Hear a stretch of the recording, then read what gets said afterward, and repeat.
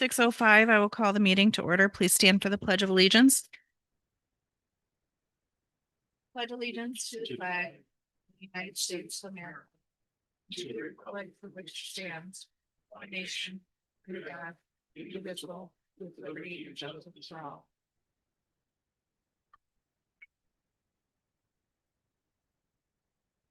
Sarah, did we meet open meeting compliance?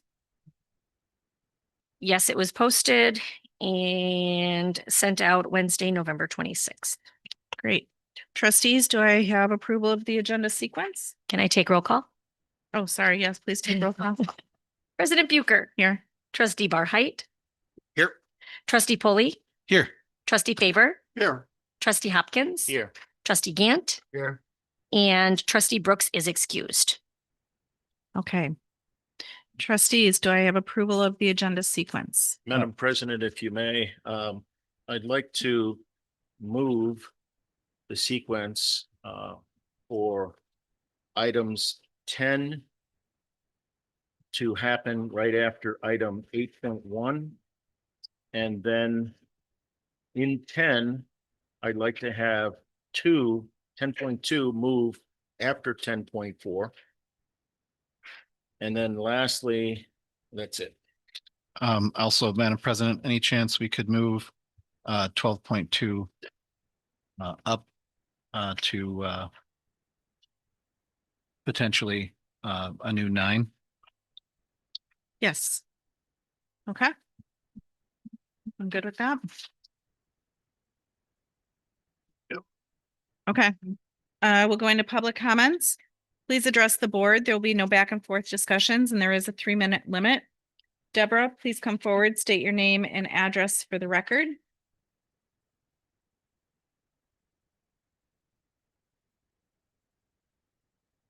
Deborah Polera, 131 South First Street in Silver Lake, Wisconsin, 53170. And I am here to address how ordinances are enforced. I am a lifelong resident of Silver Lake, and I certainly did not vote for the enjoyment or conjunction of Salem Lakes, taking away our village of Silver Lake. I believe that Village of Salem Lakes does work for us. We don't work for you. And what I'm finding is that there is a lot of ordinances that are not being enforced in the village. Mainly a lot of junk vehicles and residents and commercial businesses that leave a bunch of vehicles that are unlicensed, too many in their area. I live in a residential area and I have 3 major businesses, that being on Lake and Cogswell and Reliable on First Street, that just constantly leave vehicles laying around. And they have also been using the village of Silver Lake parking. A lot of them are unlicensed. And I am just wondering how we can take prime property that is on Cogswell and Lake and develop that into businesses that would bring community together instead of using it as a junkyard. Scully's is right there and there's no parking because of all of these vehicles. It's bringing my property value down. I don't understand why I have to register the complaints, list my name and my address, which can be formally given to the perpetrators, for John Kerry to carry out these enforcements. To me, that's a safety issue for me. I am just trying to keep my neighborhood clear and free of garbage. And they have an opportunity to retaliate knowing where I live. And that is not of comfort to me. I find that a lot of residents don't want to come forward because of that. I just want to know how we can maybe take some of these businesses and reform them into communities that would promote gathering and ask of these owners to move their cars and whatever they have to the industrial park. So if there's some way someone can contact me to further on this issue, I would appreciate it. Thank you. Thank you.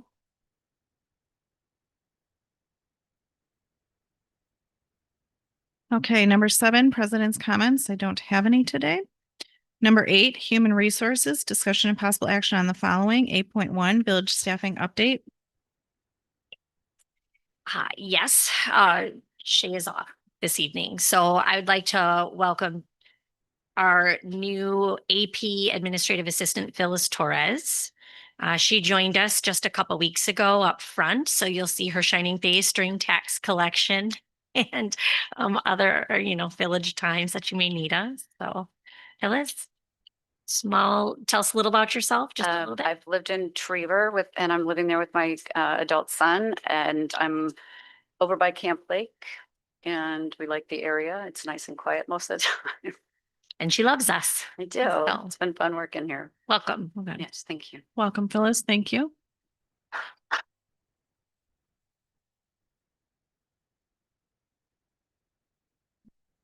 Okay, so we will go into number 10, fire department. Discussion and possible action on the following. 10.1, fire department update, 12th night celebration.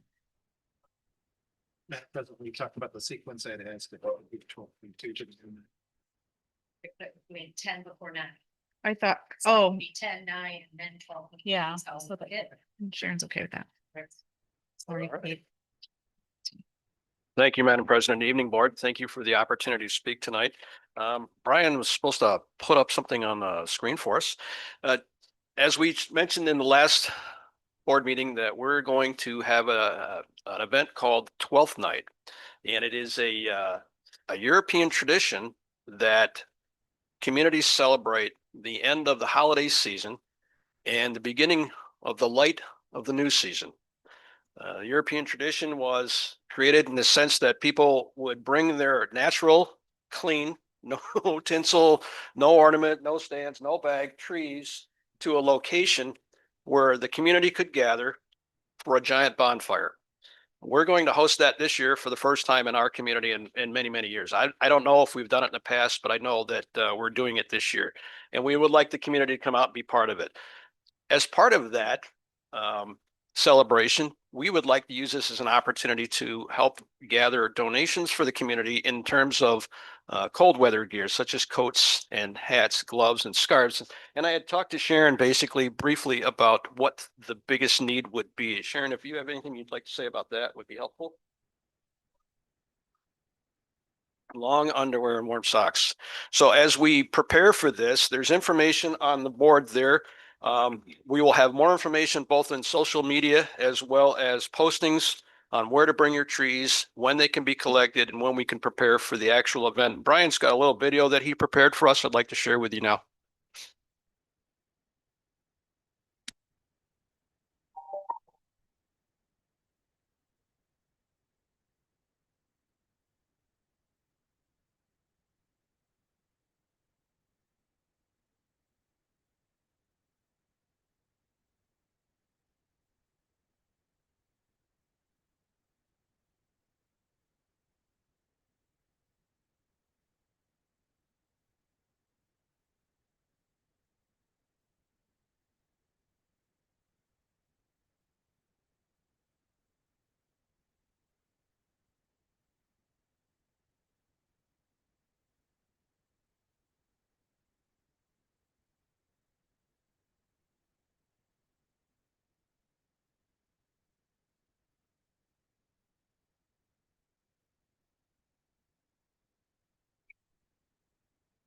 Thank you, Brian. He's very talented in putting that together.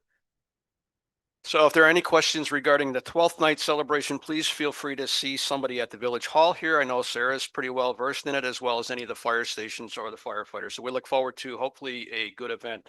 It does fall on the same day as a village board meeting. I think we were hoping to make adjustments for that as well. Yes. Okay, great. Thank you. The Yes. topic is good. The next topic. Okay, so we're gonna do 10.3 acknowledgement of the new command vehicle. Am I correct in that? Correct. Okay. If anybody had the opportunity to see it on the way in, it's here, it's in service. We're exceptionally proud of the work that was put together by Chief Keski and Chief Torres to acquire the car. And the car was acquired through a funding assistance program or a federal or state grant in the amount of about $69,000. And that's fully outfitted with the car itself, the graphics, the lighting package, and the command parts that are in the back. And we're very proud of that car, and it's a way that we can continue to be fiscally appropriate and utilize resources that help serve the mission of the department and not impact the community in a negative way financially. We're continually trying to find ways to make this work better, and we're very proud of that car. I hope everybody had a chance to see it. Thank you. All right, so now we will do 10.4 renewal of cardiac monitor contract with Zoll in the amount of $6,830.08. Yes, ma'am. I would like Chief Torres to come up. It's an important contract, and it's something that I think it's interesting to understand what it is. When you hear Zoll monitor, it may not make sense until you see one. I'd like Chief Torres to explain it, please.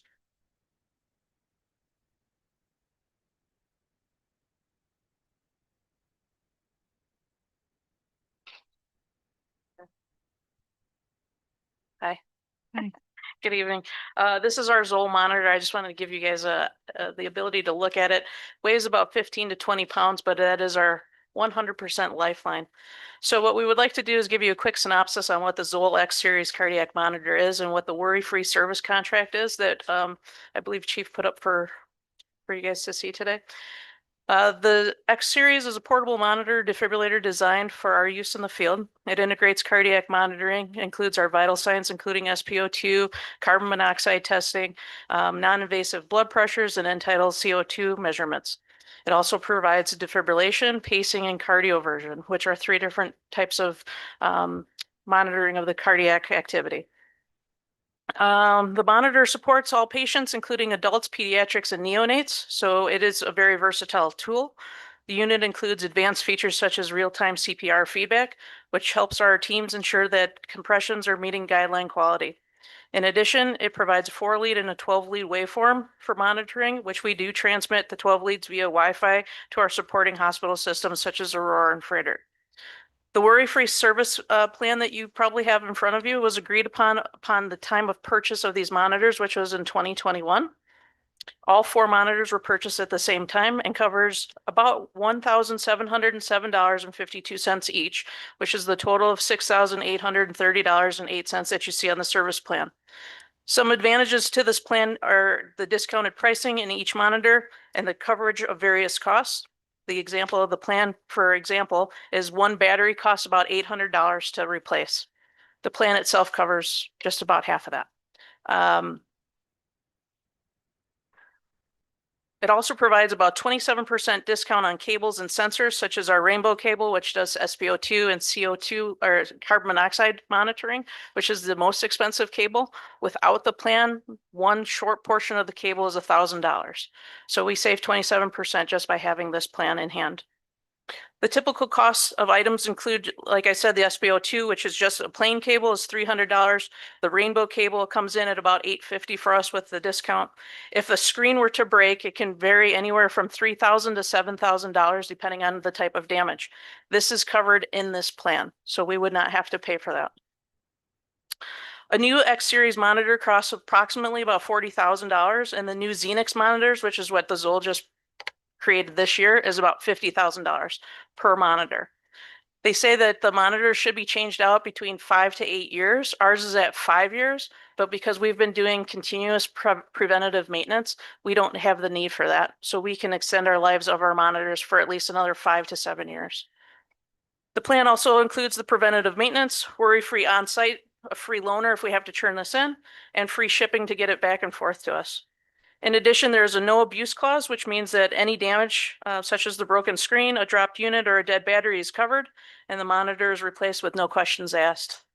This plan is not only protects our investment in these monitors, but also ensures that the crews have a reliable life-saving tool when every second counts.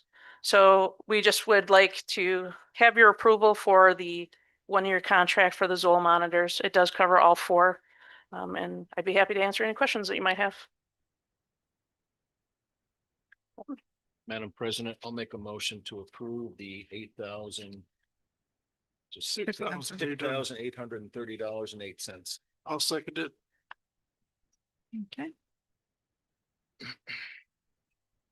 All in favor? Aye. Aye. Anyone opposed?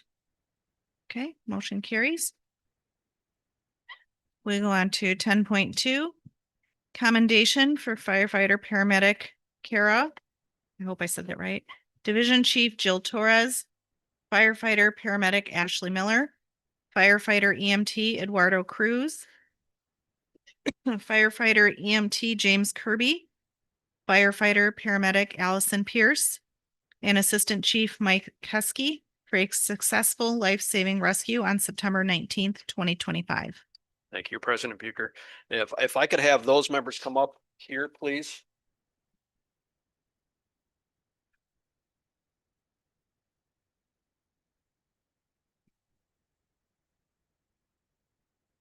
Right over there, it'd be perfect. Just a little further over there. Okay, excellent. Thank you. I want to thank you for the opportunity to do something like this. As fire chief, the job's an interesting one in the sense that we set vision, we set direction, policy, rules, regulations, administration, management, things like that. But one of the greatest things that a fire chief gets to do is recognize their people for excellence. It's one of our proudest moments as leaders to see that the efforts that we put in on a day-to-day basis that isn't recognized or seen behind the curtain comes out to something like this. Very proud to have these members here tonight, recognize their efforts. A little bit of backstory about why we're here tonight. On September the 19th of this year, a vehicle left the roadway and crashed in a ravine. And it created a very challenging situation for our personnel. And we're recognizing them tonight. If you may, or if you allow me, I'd like to read a prepared statement. And it goes like this: recognition of excellence. Sometimes the universe chooses you to be at that moment of excellence. And I'm talking to you guys. That line resonates deeply with what happened on this call. On that day, in that ditch, with a life hanging in the balance, the universe chose you, this crew, to be the one standing in that gap. And you answered the call with skill, courage, and unwavering commitment to the mission. Excellence doesn't happen by accident. It's not luck. It's not coincidence. Excellence shows up when preparation meets opportunity, when training, teamwork, and heart all converge in that same moment. That's what happened here. This crew faced a rapidly evolving high-risk situation. The patient without a pulse, a vehicle down an embankment, limited access, seconds ticking off the clock. And yet, you moved with precision, purpose, and accountability. You executed the extrication flawlessly. You initiated interventions without hesitation. You brought a man back to life twice because you refused to give up. And while the outcome of every call is ultimately beyond our control, what is within our control is how we show up. On this call, you showed up as professionals, as problem solvers, and a team that embodies what Salem Lakes Fire Rescue stands for. Today, this recognition isn't just about one incident. It's about reaffirming who we are becoming as a department. A place where pride, professionalism, and high standards aren't slogans. They're lived out in moments like this. So to the members of this crew, Jason Kyra, Jill Torres, Ashley Miller, Eduardo Cruz, Allison Pierce, who unfortunately is not here tonight because she's being excellent someplace else, and James Kirby and Mike Keski. Your actions represent the very best of us. You honored the badge, you honored the mission, and you reminded all of us that this work matters. Sometimes the universe chooses you to be at that moment of excellence, and when it did, you rose to meet it.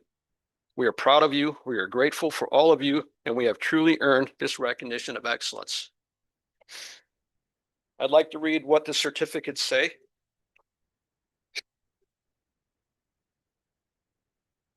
Suitable for finding. This certificate recognition, the following award in this particular case is given to Ashley Miller in recognition of exceptional life-saving performance of duty, demonstrating skill, courage, and unwavering commitment to preserving human life during resuscitation of a pulseless, non-breathing victim of a motor vehicle accident on the evening of September 19th, 2025, signed by President Bucher and myself, the fire chief. All seven of them read the same. And Ashley, if you please come forward. It comes with a life-saving ribbon that she can wear on her uniform. Congratulations. Thank you so much. Great work.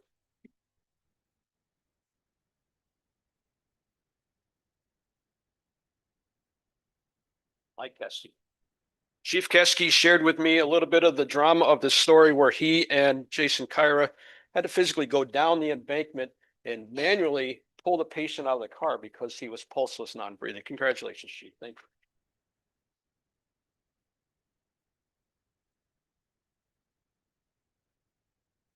Jason Kyra. Jason assisted Chief Keskey in removing the victim from the car, an effort that's by no means easy. Thank you, brother. Good job. Chief Jill Torres. Chief Torres was involved with the life-saving intervention that took place once they got the victim above the ravine and into the ambulance. Thank you, Chief.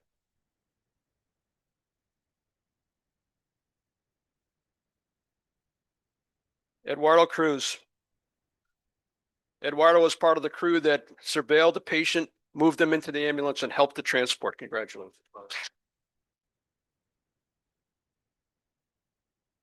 And as I stated, Allison is not here. James Kirby. James was part of the responding crew that helped assist and to get the patient into a safe environment. Thank you, brother.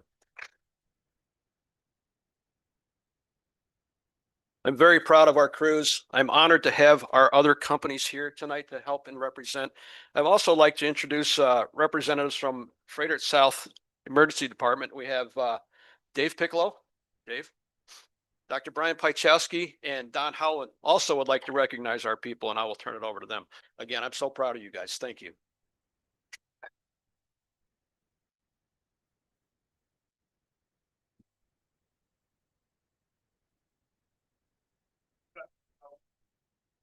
At Frederick South, and I've been there over decades, so I've interacted with the department numerous times, and I can say that not just on calls as dramatic as this one, but every day they are out there risking themselves, giving their pride and professionalism, and just putting it all on the line. And unlike me in the hospital, where I have a nice, well-lit environment where I can, see everything I'm doing, moments notice, whether it's daylight or nighttime, in a ditch, in the mud, pulling someone out of a car, they're always there. And every time I interact with them, the pride they have in their department, their community, and their professionalism and expertise is on display. And it's certainly a privilege to work with them. So congratulations, guys, not just on this call, but every call. You guys do great.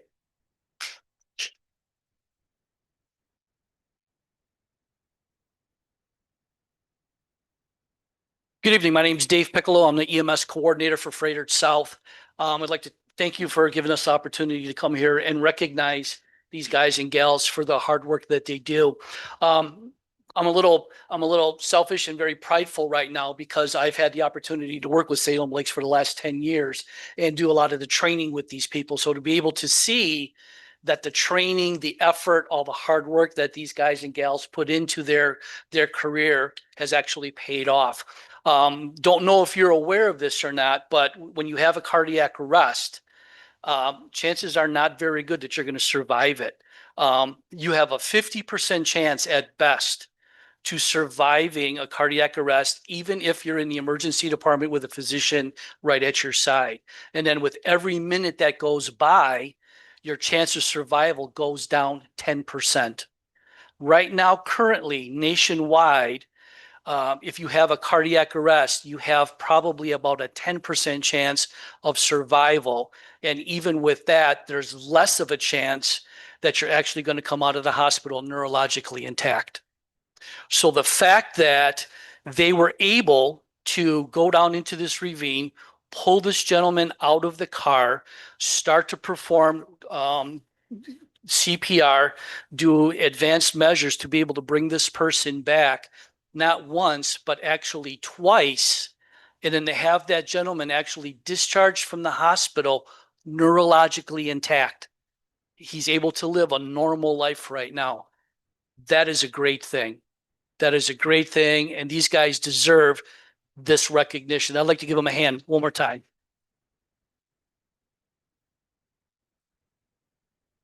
So the commendation that we're going to present to them, and I have to put on my spectacles because I'm older, my eyes don't work very well anymore.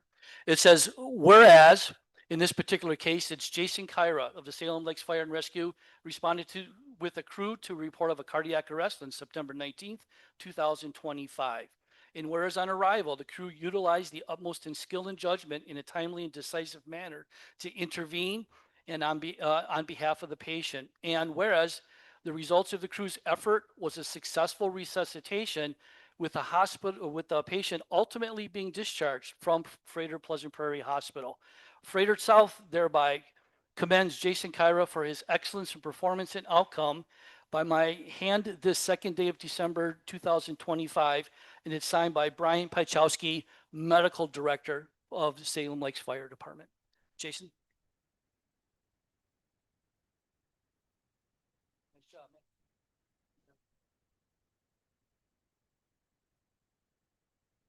All of the combinations basically say the same thing with the exception of the name, obviously. So I'm going to kind of cut to the chase and make this a little bit faster. This one's for Eduardo Cruz. Nice job, man. Good job.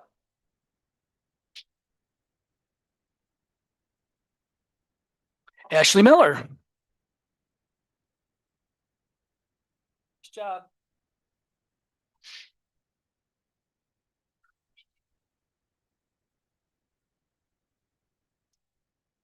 Chief Torres. Great work.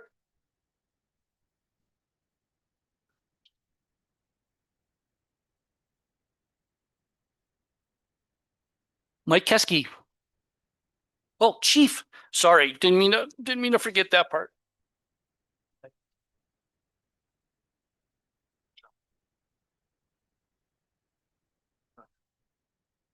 Yeah, and finally, this one's for Allison, who is not here tonight. So again, I'd like to thank you for your time. And again, great job, guys. Really proud of you. Good job. Thank you.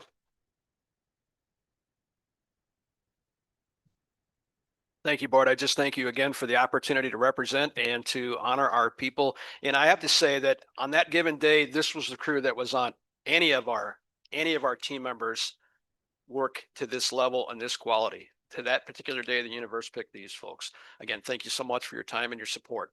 Thank you. Before you all sit down, can you just line up right here really quick? Like, a little bit. So I just want to say that I am immensely thankful and proud to have you all on our department.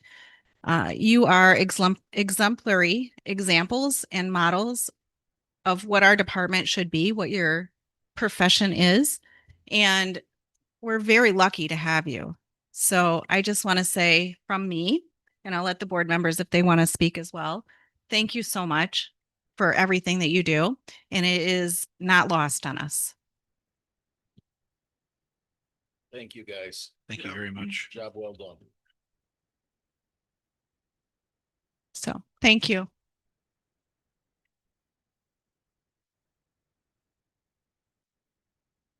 Stand up.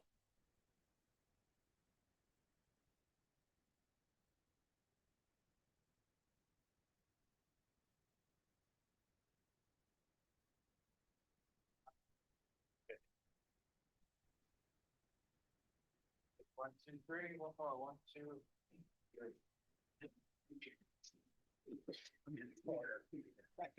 Right where you belong.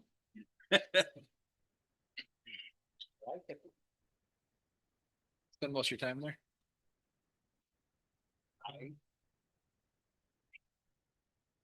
All right. Yeah.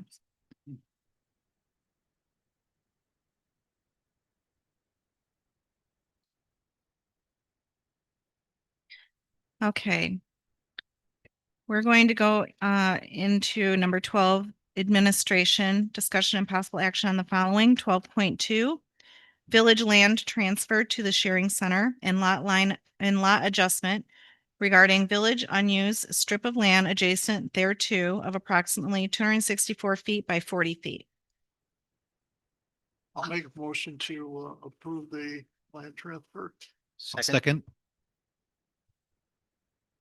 Madam President, I'd like to ask trustee Faber if he would amend it to include at a cost of $1 plus all legal and administrative costs. I will make that amendment to add the cost of $1 and all legal fees. Administrative costs. I'll resecond that.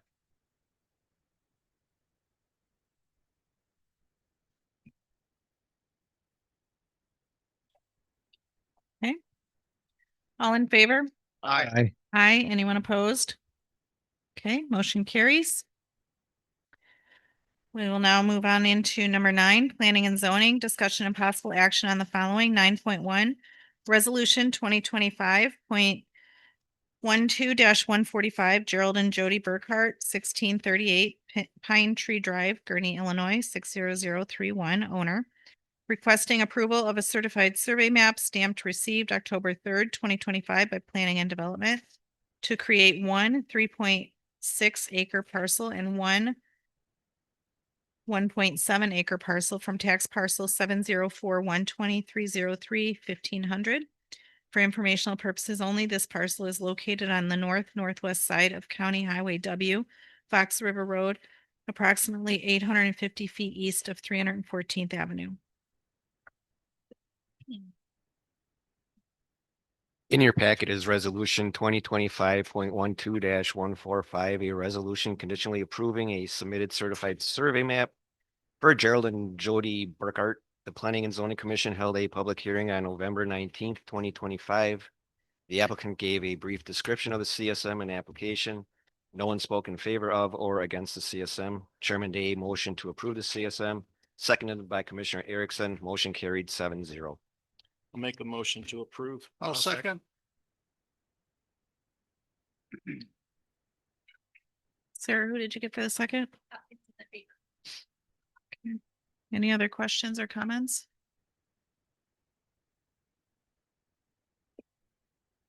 All right. All in favor? Aye. Aye. Anyone opposed? Okay. 9.2, ordinance 2025.12-106B. Anthony Rossi and Sons LLP, 13912 60th Street, Bristol, Wisconsin, 53104-9121. Owner. And Jaroslav Ozarowski and Patricia Wedolowska, I don't even know.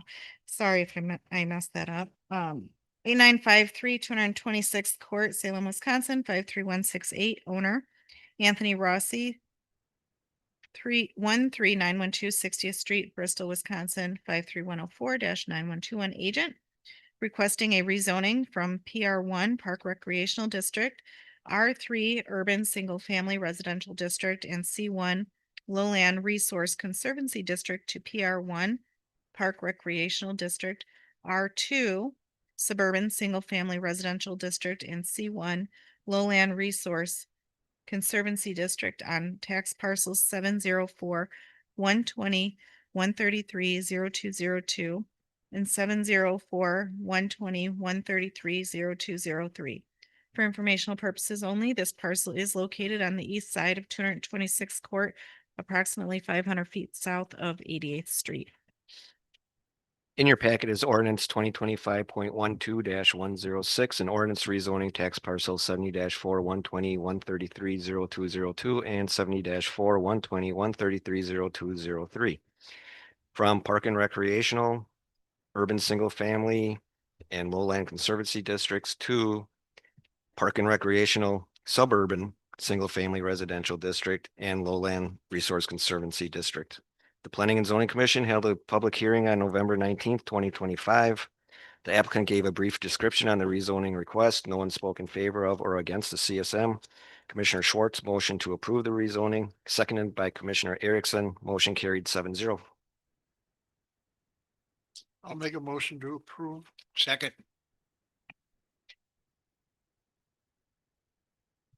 Any questions or comments? All in favor? Aye. Aye. Anyone opposed? 9.3, resolution 2025.12 144.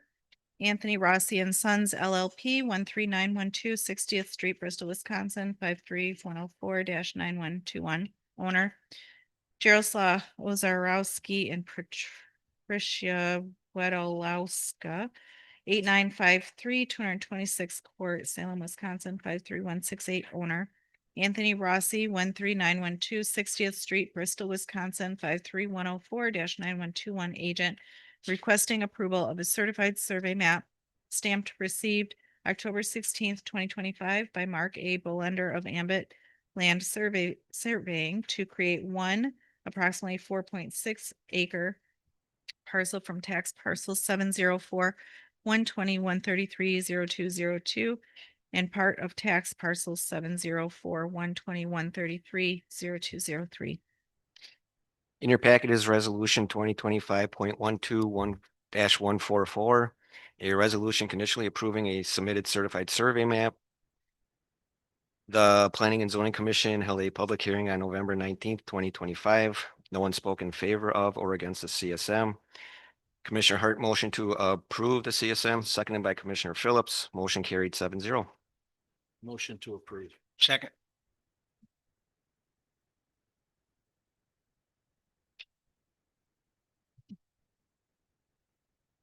Any questions or comments? All in favor? Aye. Aye. Anyone opposed? Okay. 9.4, Kenosha County Fair Association, Inc., 30820 111th Street, Wilmot, Wisconsin, 53192-0096. Owner Jennifer Hesse, P O Box 96, Wilmot, Wisconsin, 53192. Agent requesting to amend a previously approved conditional use permit in the PR1 Park Recreational District on tax parcel 704-120-303-1261.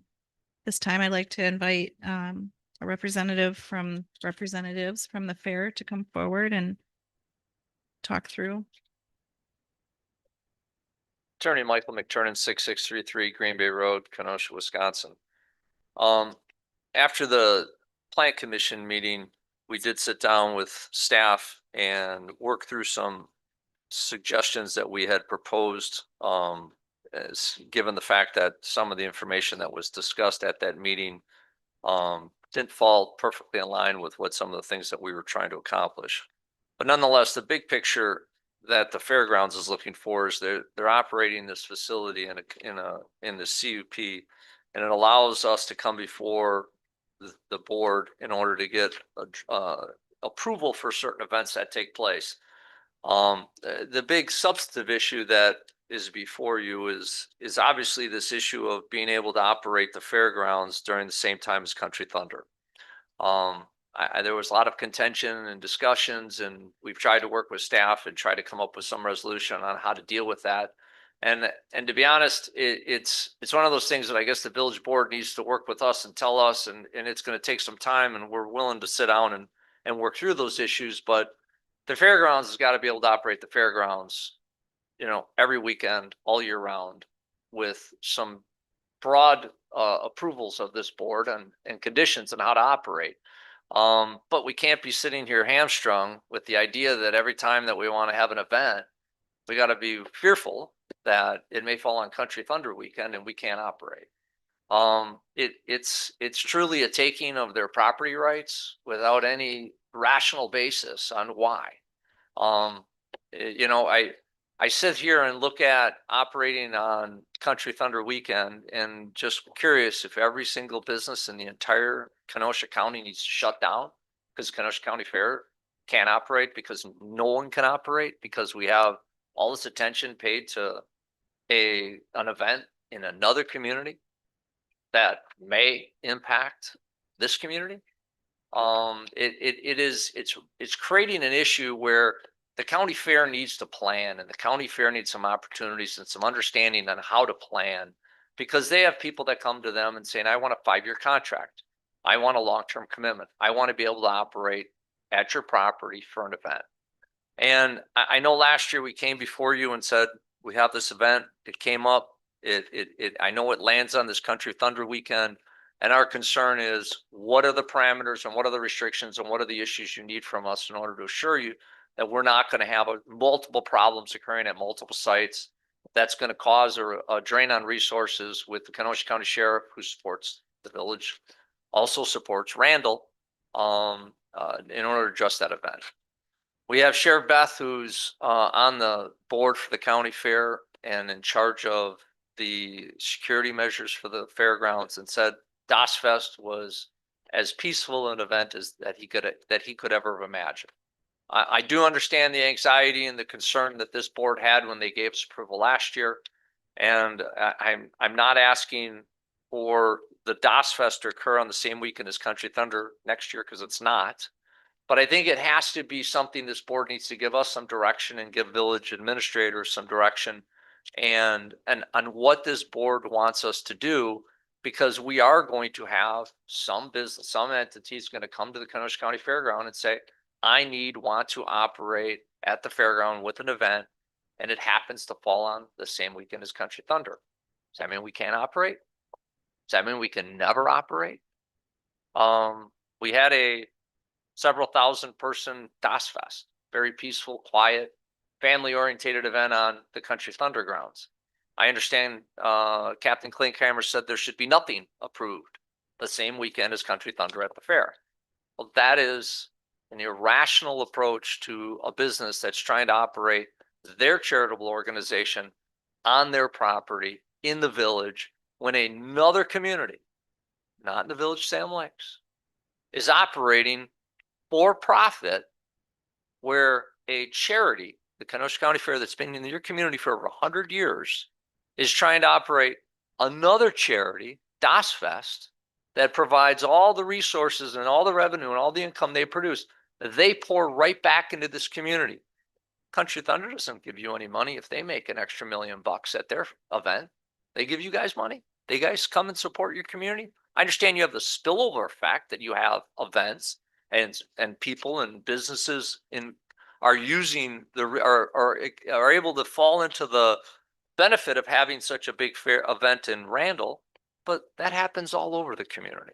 That happens all over this way the business world works, is you work and cooperate and find out what is the issues and try to give some resources or some direction to the county fair on how they should operate.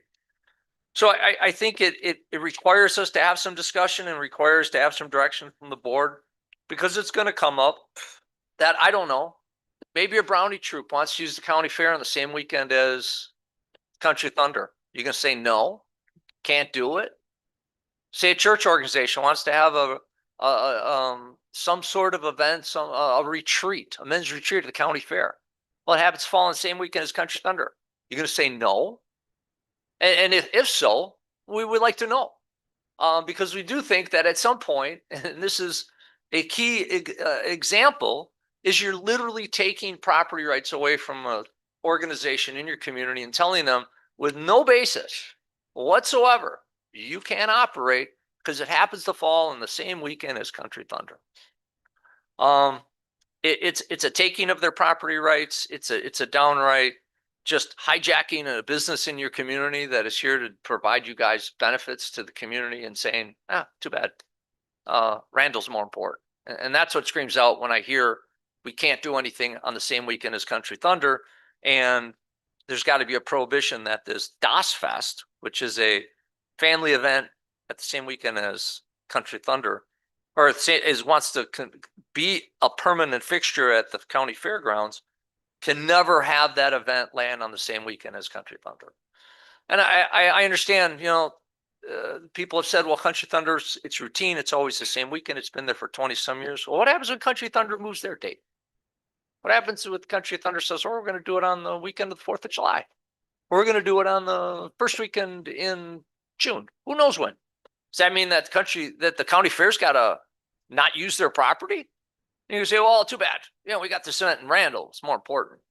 We got to stop using the county fairgrounds because we may have a problem.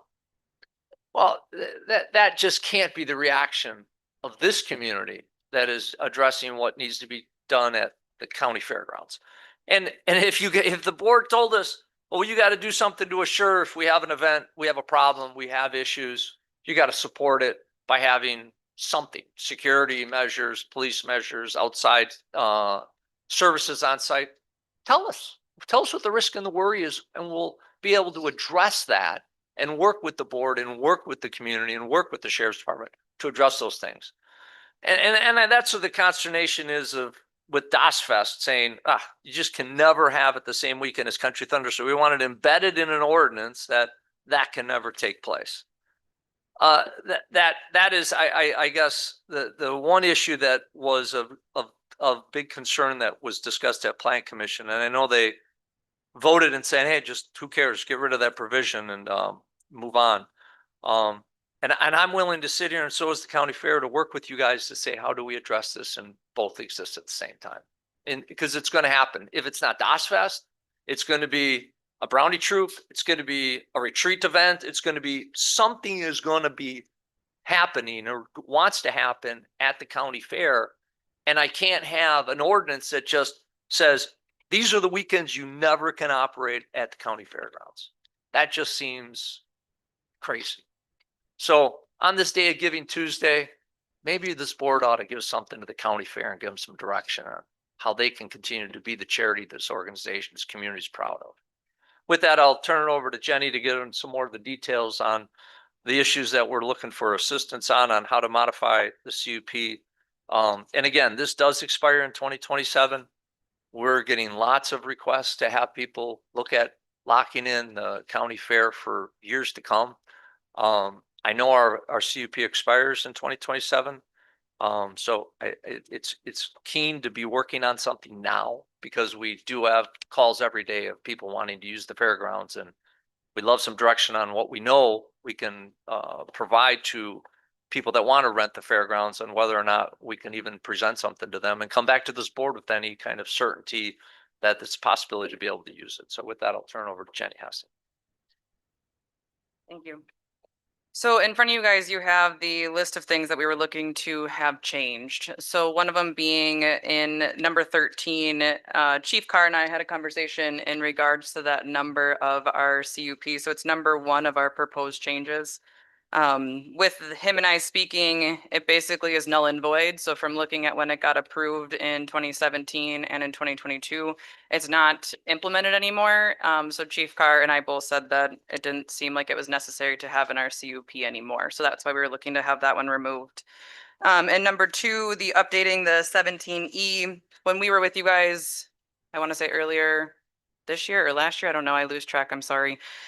We had talked about wanting to have overnight camping be available from May 1st to September 30th yearly for all patrons, and that it's not specific to fairgoers or racetrack events, that it didn't matter who you were, you could come camp at our grounds, but you couldn't be a seasonal, you could just do overnight camping for a max of, how the state law says, is 2 weeks is what they allow for that time frame.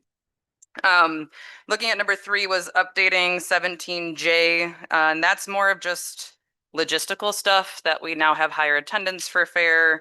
Looking at changing our security staffing to 1 security guard to every 1,200, being that we're a lower risk event compared to other events that we have evaluated of other county fairs, and or when we've looked at like the Bristol Renaissance Fair, their numbers are significantly higher than ours are of what it used to be of the 1 to 750. So we were looking to kind of compromise it, looking at the 1 to 1,200 for all of our events for public safety. The other piece on there that's in relation to 17J is just that for the Wilmot Raceway, we do have events that are not just Friday. So our original CUP from the 2022 approval said that it was Friday or weekend, or Friday or Saturdays, I think is what it said. But we do have some that are Monday nights or Tuesday night. It just depends on when that traveling division is coming through town, appropriately knowing what's going on in the community to make sure that we're not disrupting the community. But we wanted to change that to weeknights versus Friday. Otherwise, the rest is pretty much the same for 17J, just some logistical changes. When talking in that meeting we had after the Planning Commission, both the staff and ourselves, we were talking about that 18, I think it is, Number 4, which it says updating 18 to state, let it be known that wetlands exist. There shall be no filling, excavating or grading within the areas of the property designated as wetlands or 100-year floodplain.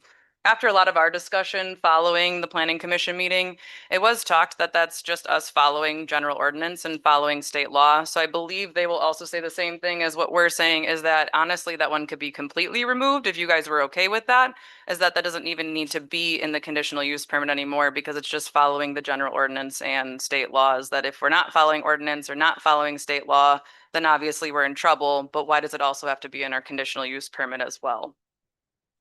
And then the other big request is looking at that the 5,000 events, or sorry, not 5,000 events, that sounds insane. We're not going to do that.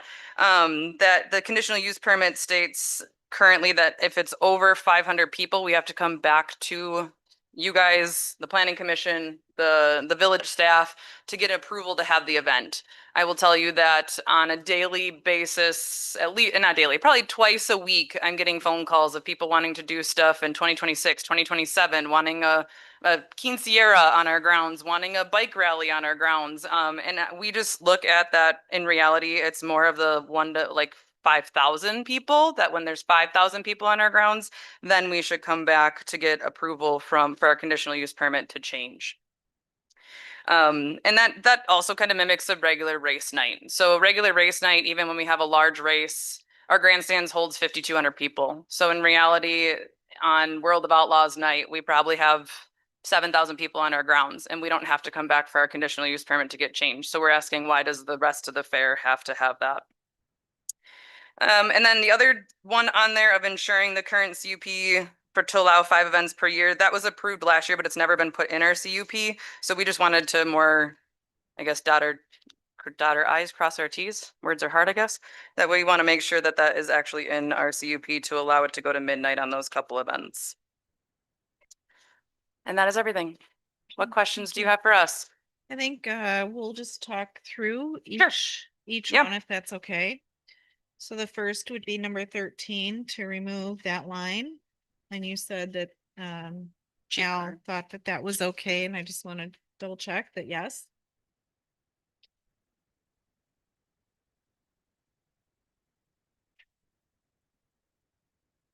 Okay.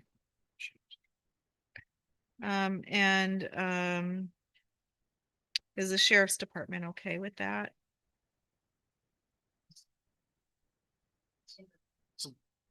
Number 14 is to submit a security plan. That's fine.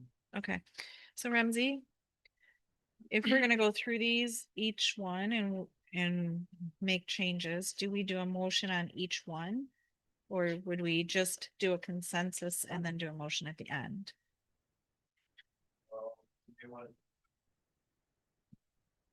Okay. All right, so then I will make a motion to strike number 13 completely from the CUP. I'll second it. Pete? Yep. Sure. Okay, all in favor? Aye. Aye. Anyone opposed? Okay. We'll move on to 17E.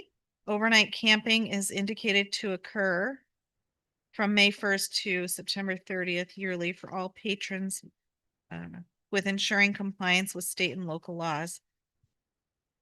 Such camping is to occur behind the grandstands. Make a motion to approve. I'll second.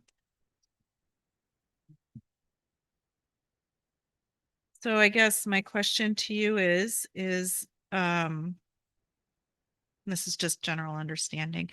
This would be camping anytime during that time, not just when you have events, right? And so then do you have staff that is there daily? Correct. Yeah. So May 1st, September 30th, we have emergency lines. We have contact for anybody that if it's after hours, how they can get a hold of people per the requirements of a campground. So yes, during the weekdays, and then on the weekends, we have the flea market and we have people for racing. So pretty much every day we have somebody, but not 24 hours a day. Okay, so when these people are there on your grounds camping, is there ever any time where there is not a representative of the fair there? Just overnight would be more of, yeah, like after hours. So like once the office closes or the races are over, there wouldn't be someone physically on the grounds. Okay, So what would you do if there was a security problem? So, per what is required for having a campground and campground license, we have emergency contact numbers, which is me. So Okay. 24 hours a day, 7 days a week, my phone is on me from May 1st to, well, actually not just then, but during the time of camping, I'm emergency contact. The fire department has their landline or emergency numbers to call. There is a secondary that if they can't get a hold of me, who to call, Okay. in all And the that's given situations. to all the campers then? Yep, like they get it when they get campers? their reservation and it's also posted around the campground. Okay. Okay, any other questions or comments on this one? All right, then we have a first and a second to have it exactly how the fair is requesting with the strikeout of the only during the Kenosha County Fair and race schedules and is only for vendors and exhibitors. All in favor? Aye. Aye, anyone opposed? Okay. We will move on to 17J. This one's confusing to me because it says at the time of the March 2022 application, the following below proposed events and uses were known.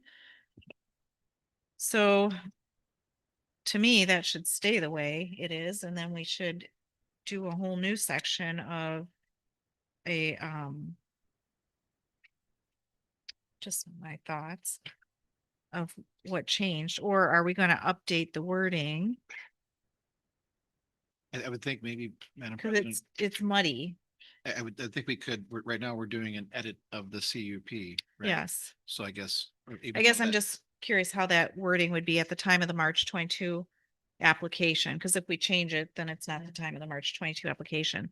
So could we just show that and then just show and then just put an updated on today's date? Would we do that? And then just show what was there, strike out, leave the strikeout, and then the updated? I get what you're asking, because Yeah, 'cause it's it's not March muddy. 2022, it's now up, yeah. Correct. So And we'd be that's okay with muddy. that, that if you That's striked muddy it for out what me. it was and wrote in what is now, if that's appropriate. Are you guys legally. following what I'm kind of trying to say?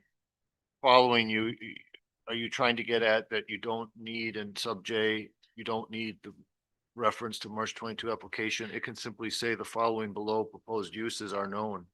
We could do that don't too. need the So I don't know temporal if we want to keep what was there and then just what the updated is now, or do we just update it and take out? You should Just reword that so it doesn't you- have that timestamp. Yeah, you can strike the language at the time of March 22 application and it would Okay, so read the just following below. The following below proposed Correct. and- uses events are known. Correct, and then you would still, subject to whatever further Okay. revisions you work on for each of these events.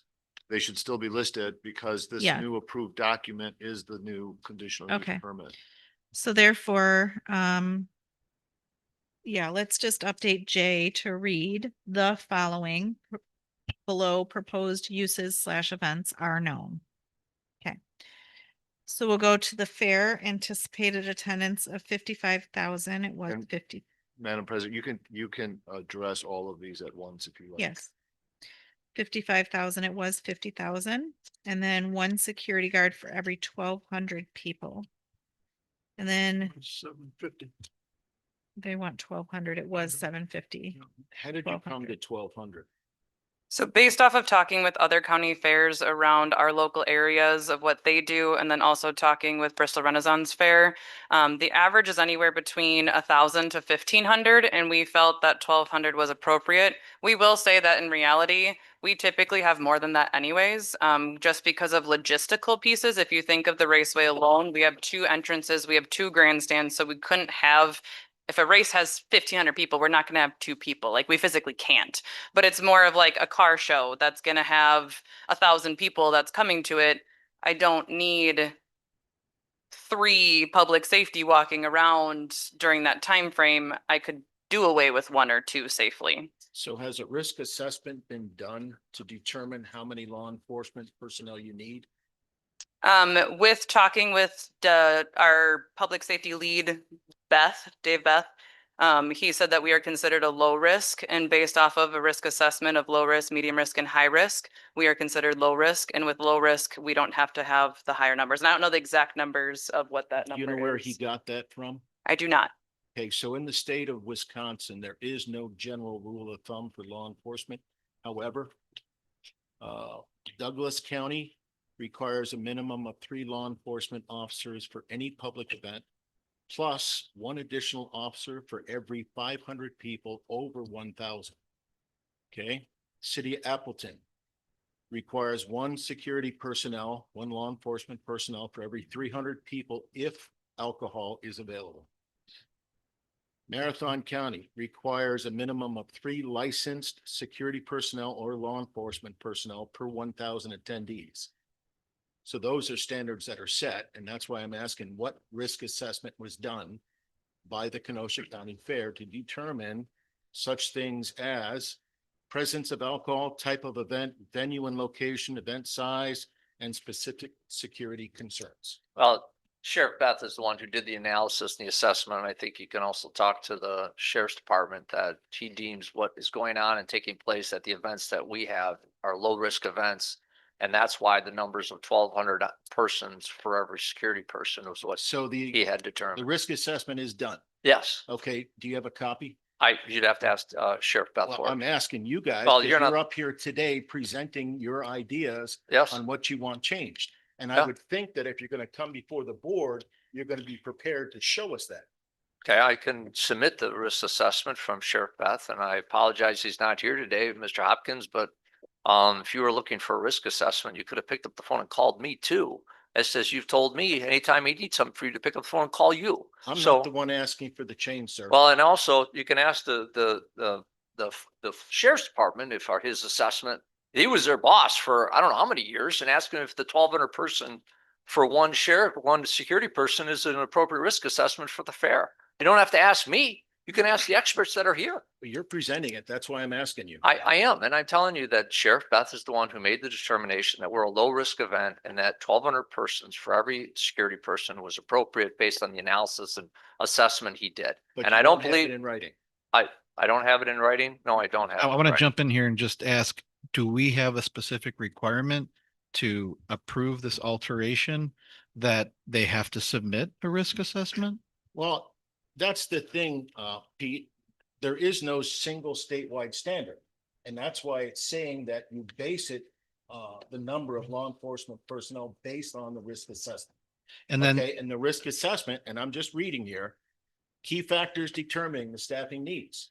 And it goes on to say the presence of alcohol, type of event, venue and location, event size, and then any specific security concerns. and that's a best management practice you're reading, That's what I'm reading right off the internet for the state of Wisconsin. but as a best management practice or as a requirement? There's no requirement. I just got done saying that. Right, so I just want to be clear on that. And so additionally, the communities that you listed off, specifically, you read their risk assessments? I'm reading what they says here, Pete. not I know, making an but- assessment. They may do one for each event. I don't know. I'm just saying that I'm the reading what examples their you general gave rule of thumb is. as a anchor and a hold benchmark as to how to proceed, have you vetted those as being, they went through that same process and we're going to hold the, because if you're reading a best management, it's not a requirement. If it's not a requirement, we don't have to require them to do that tonight. Nope, you're exactly right. We may not require them. I would like to ask Kenosha County Sheriff what number? I don't know what assessment the former sheriff did. I know that, I'd have to go by each event. The county fair is busy. They have plenty of security incidents. They have plenty of law enforcement calls at the fair. I don't know what their backlog of people they're dealing with is as far as security goes. I know they have security personnel that are assigned at gates. They have security personnel that roam around. Having not done an official assessment of security, I'm not sure that the sheriff's office would be in that business. And to be able to we can give advice. I think their current security was plenty. Considering the several alcohol drinking spots at the fair. I don't know that reducing security for the actual county fair would be advisable or a good idea without doing an assessment on the number of calls and some kind of record keeping of the number of calls that their security respond to without law enforcement. What are the backlog? You make a blanket statement that there were, I'll quote you, you made a statement that there were numerous violations and security events that happened at the county fair. Where are you getting that data? Do you have it in front of you? How many police calls were Having made? worked it for 30 years. Well, how many were there? I mean, compare that to any I- other business in the village of Salem Lakes. If you want to let him put me on the spot to Well, give you're the one you who mentioned it. numbers, it's up to the board. We can have somebody look at the number of calls for the county fair. Obviously, I don't have those in front of me. What I'm telling you is think we had one. Can We I had talk? one. We had one. Working the county fair for my entire career, which is 32 years. Deputies are busy there. The security are busy there, especially in the nighttime hours. We don't even put law enforcement out there until mid-afternoon through the end of the event. Typically we have 2 or 3 law enforcement officers there during that event. Now, am I saying it's a crazy drunken brawl? No. But are there crazy drunken people there that end up needing the police or security? Yes. So I don't have an analysis of the number of calls the sheriff's office responds to at the fair. I will say that it would, in my opinion, having worked at the fair for 30 years, it would be ill-advisable to reduce the number of sub-security at that event. Would another approach here be to ask the fair to provide that in Sure. retrospect and Happy we to. continue forward and then based on the end result, numbers be altered? Is that something we could consider? In that same breath, happy to do that. And I guess we'll get an open records request and find out every single time the sheriff's department's appeared and had to appear at every bar in Salem Lakes, every banquet hall in Salem Lakes, every event in Salem Lakes. And we'll compare and contrast that to the county fair so we can have apples to apples and not just, because there was one call. But in the same breath, I'd love also sort of the way the government should work. What is the standard we're following? Are we making this up? Are we pulling out an event at Appleton and that's the standard? Show me the ordinance in the Salem Lakes. We'll follow it. That's all we're asking for. Treat us like every other business and community. Not treating us like, so we're going to compare you to Appleton.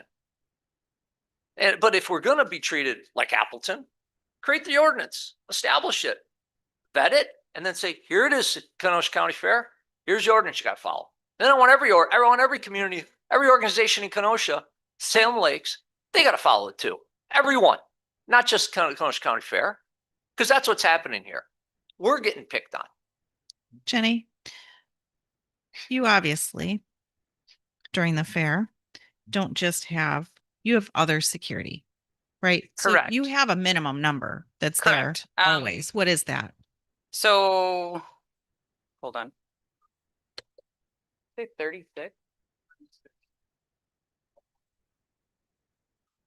What is the Not minimum? during one time though. Right. What is the Total. minimum during any one time? Minimum any one time I would say is probably 6. Okay. Give or take. And if you do the math of, I just did it while he was talking, is if our average attendance is 8,000 to 10,000 a day, you divide that by 6, that's already more than 750. We have more than that, and we have sheriffs there. So there's more than just our public safety that's present, and there's board members there that can act as a general eye, because in reality, public safety is just an eye. They can't take someone down. They can follow the person, they can walk with the person, they can call a sheriff to have a sheriff come, but we can't do anything more than that. We can take someone's beer and dump it out, but that it's being an eye of safety at the grounds.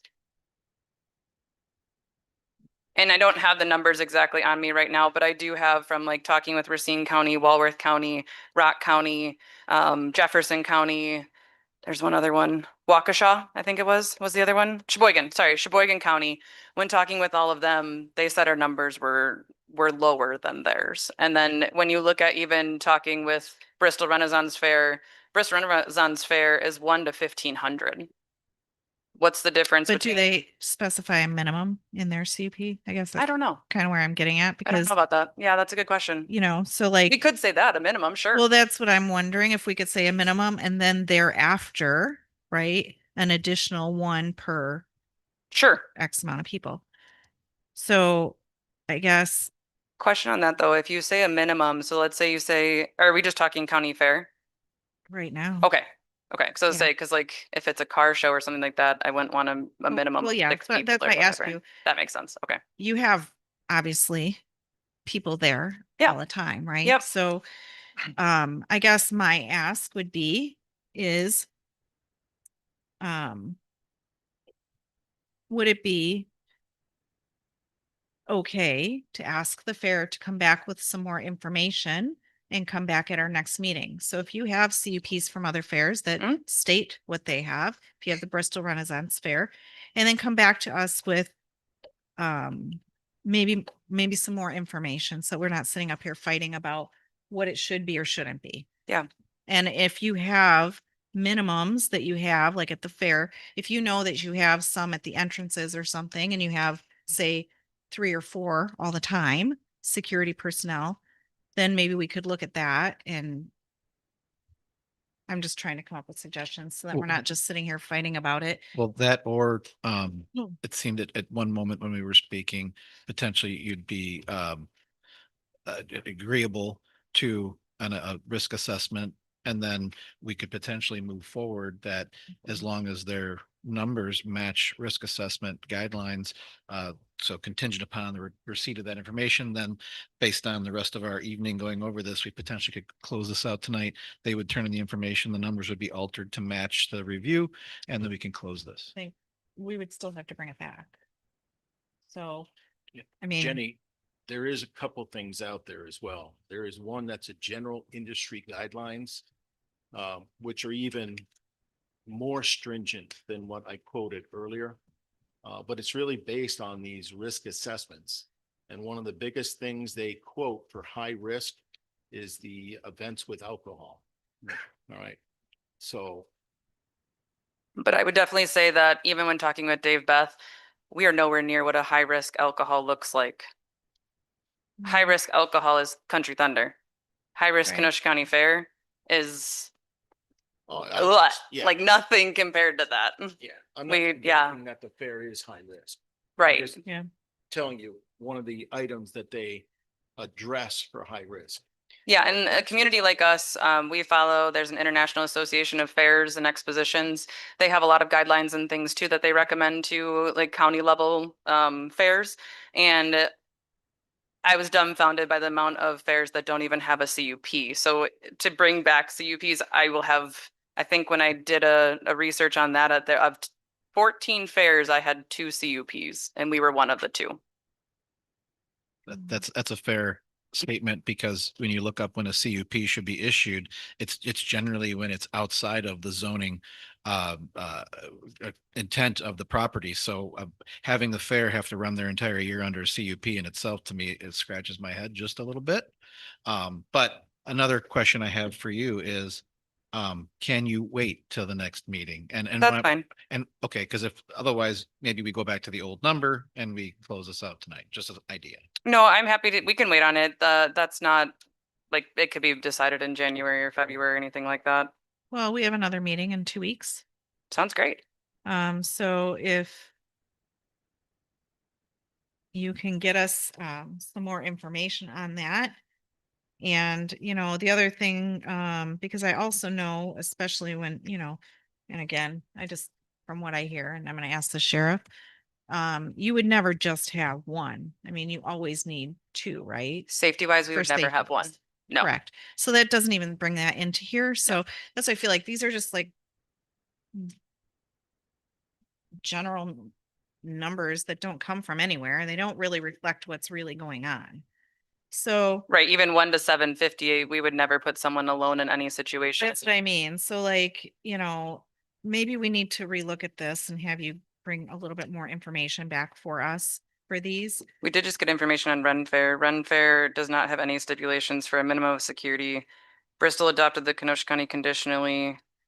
Kenosha County conditional is permit that was given to them. They're not required to have any sheriff department personnel there, and they have a lot of issues with traffic and stuff as well. So that's what we just got information on Ren Fair, but I can get more details and get So it if you actually could just documented get for you. some more information, maybe from, other entities and get that to staff, then we can have everybody come back and talk about that part of it.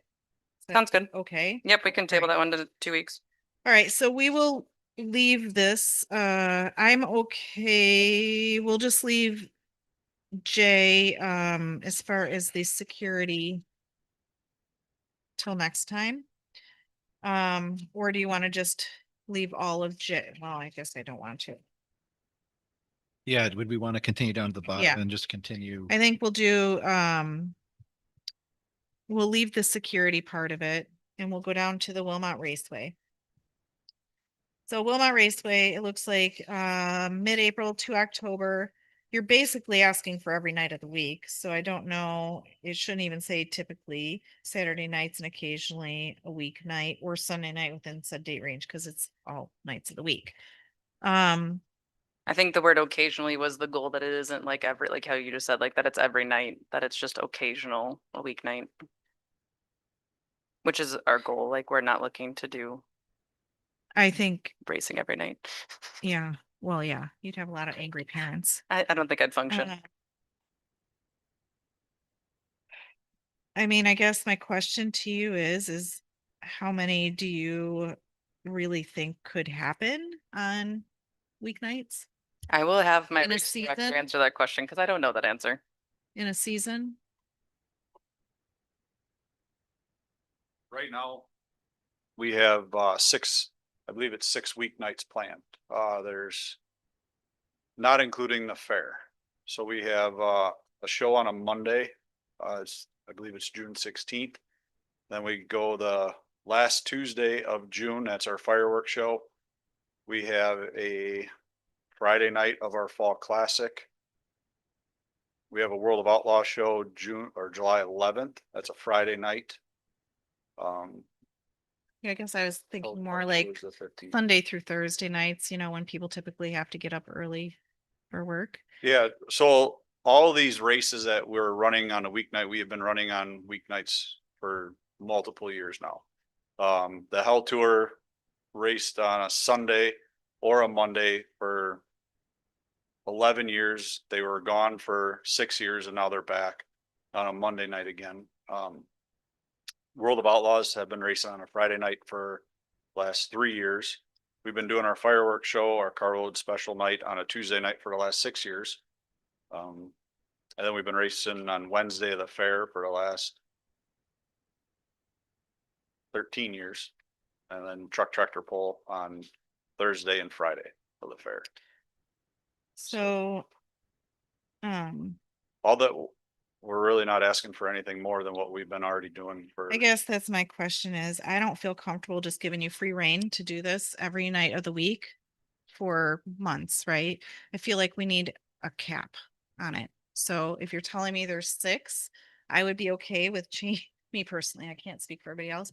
I would be okay with saying that, but with the caveat of no more than X per season.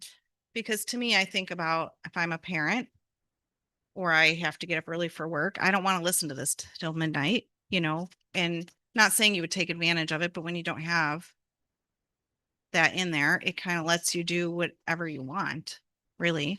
I don't know how everybody else feels about that, but I mean, that's we don't want how to, I feel. we don't want to be like Great Lakes Dragway. They're 7 Right. days a week, Yeah. but we're not in the business of that. But And I understand that. So, I mean, do you think 6 is fair? Do you for a season, or do you think? no, I would go for 12. 12. I would double it because the weeknight shows are our traveling series. So say we start that night. That's one night and it gets rained out at 7:45. Well, they're coming back where it fits in their schedule again.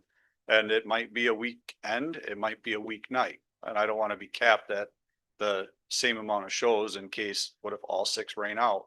And then they reschedule for different nights and then we say we can't have them because our CUP says we can only do 6 nights when we can technically start at a night. I would rather have it at 12. If we're gonna have 6, let's just double it. What about wording to the effect that if one gets rained out, then that can be rescheduled at whatever date is available, as opposed to 12 because you're doubling it. Originally, you said you're gonna have 6, leave it at 6, but if one gets rained out, you still have that one date Right. available during the week. Right? I have 2 other dates that aren't confirmed yet that we haven't brought up that could possibly be a Thursday night show as well. So, But now you're asking for a walking target though. well, I got till Right. January like 4th to turn in our, All right. all Would our 8 be events. okay? Would 8 be okay? I just think, you I'd know, rather too, go for like, 12. if I live around there, right, I wouldn't want.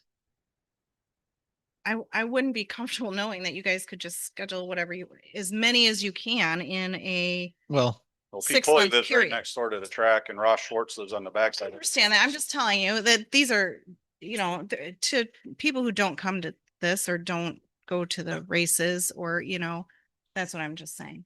yeah, I mean, I think I understand Bill's comment about a moving target, but I think we're really close to some kind of a thing that could work. You want 12, Yeah. and it's for a backup because of 6 and rain out. So I guess we're kind of somewhere like, do you gamble that you're not going to have all 6 rain out and we throw a number of 10 out there? Do we give them 12?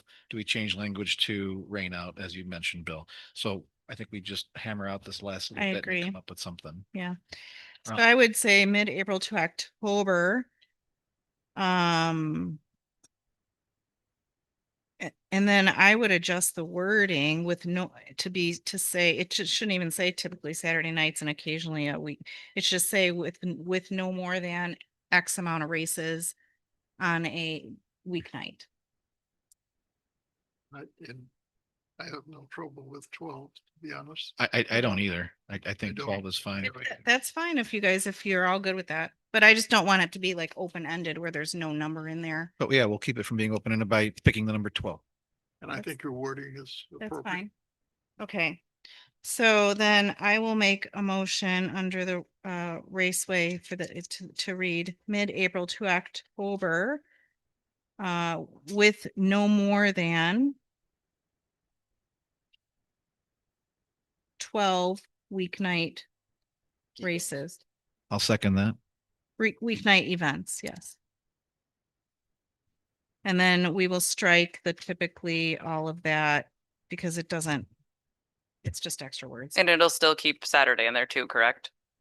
Well, yeah. Okay. That means you can basically do it any day of the week, but you can't do more than 12 on a weeknight For us Okay. during a season. during a season. Okay. Right. Yeah, because it has the dates there. Okay. All right, then we go on to the hours, 3 p.m. to midnight.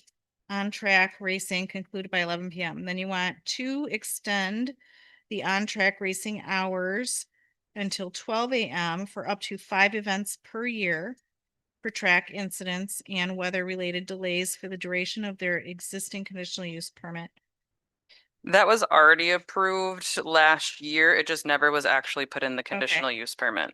I was going to say, it sounds exactly like what we had before. All right, so then I will make that also part of my motion to accept the wording I will amend my to second. to extend the on-track racing hours to 12 a.m. for up to 5 events per year. Oh, Pete already did. Yes, and I'll alter my second to match your alteration, Okay. Madam President. All right. To extend the on-track racing hours to 12 a.m. for up to 5 events per year. Period. The rest of it's just yours. I'm just curious about the patient on that you're limiting for the weeknights versus. We're How not- Going back to that one, can you re-say how it's worded? Okay, Or will be so- worded? You have dates, mid-April to October, comma, with no more than 12 weeknight events, period. Hours, 3 PM to midnight. But I'm gonna stop you there, here's the problem. They have events on, you don't care if they have them on Saturday nights. Or Sunday. Friday, Saturday, or Sunday is considered weekend. I'm trying to define like, are you saying 12 weeknights? Weeknights, Monday. Okay, Or- Monday to Thursday. All right, well then how about we'll say with no more, I will retract my motion and make a new motion to say with no more than 12 events held on Monday through Thursday. Is that okay? Have them Friday, Saturday. Friday, Saturday, yes. Friday, Saturday, Are you Sunday. guys, am I Open. speaking Greek? I just wanna make, No. I didn't hear the first part, I just wanna make sure it's not limiting that it's only whole night still open summer. No. They can do whatever they want on the weekends. All right. All right. Well, Madam President, I think your motion would simply be, that it's mid-April to October, comma, no more than 12 events Monday to Thursday. Right. No Because more the than 12 limitation events is only on on Monday Monday to through Thursday, and Thursday. it opens up. everything Period, else. because the rest of it, it's just not there. We're Yep. Good. That makes sense. Okay, and then also that the hours are 3 PM to midnight for up to 5 events per year. Are you getting rid of the rest of the language in blue here then? Well, it's just extra. So it would just be hours 3 PM to midnight for up to 5 events per year. Am I right on that, Jenny, or no? Well, the reason for it, you could see right here, was track incidents and weather-related conditions. But it doesn't matter why, Okay. right? That's just extra words. It doesn't matter why. Okay. I mean, it's just up to 5 events per year. So you don't have to state why. Like, so. Yes. Okay.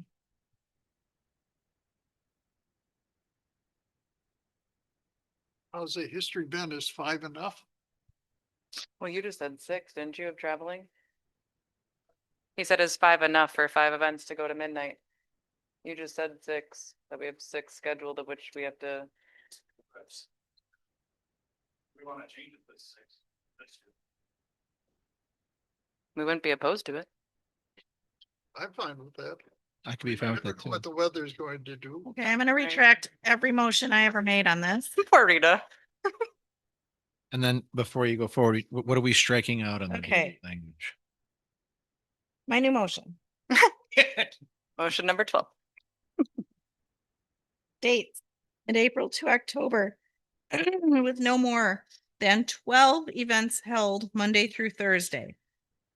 Hours 3 PM to midnight. We're More than 6. 3 PM to midnight for up to 5 events per year. We don't even have to say the rest of it, or sorry, for up to 6 events 6, that's right. per year. And then Period. after that, scratch the rest of that Yeah, sentence. I have it written down here, so I'm gonna go over it. So that is my motion. I'll second it. Okay, great. All in favor? Aye. Aye. Aye. Anyone opposed?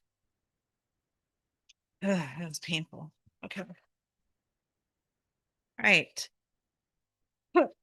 We are going to leave the part of the security until you come back, okay? Yep. Okay. All right, Das Fest, Wisconsin. This would be added. This would be the new K.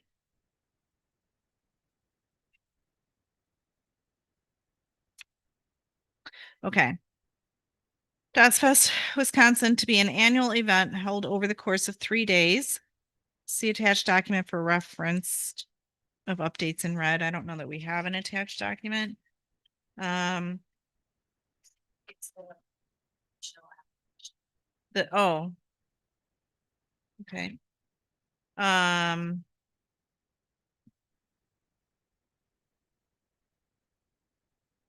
Should be probably one of the last pages of that, of the application, I believe.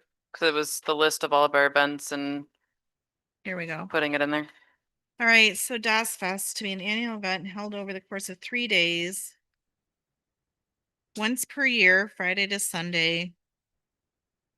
You give the hours, the admission, the attendance. And is that daily attendance or total attendance over the weekend? Can you remind me what the number is on there? 7 to 10,000 7 to 10,000 would be total. over the whole weekend. So it's much less than what you guys said. Yeah, I want to say earlier this it year. was like 4,001. Yeah. I think it was, the total overall was just shy of 10. It was like Okay. 8,000 something, something. That was very specific. And then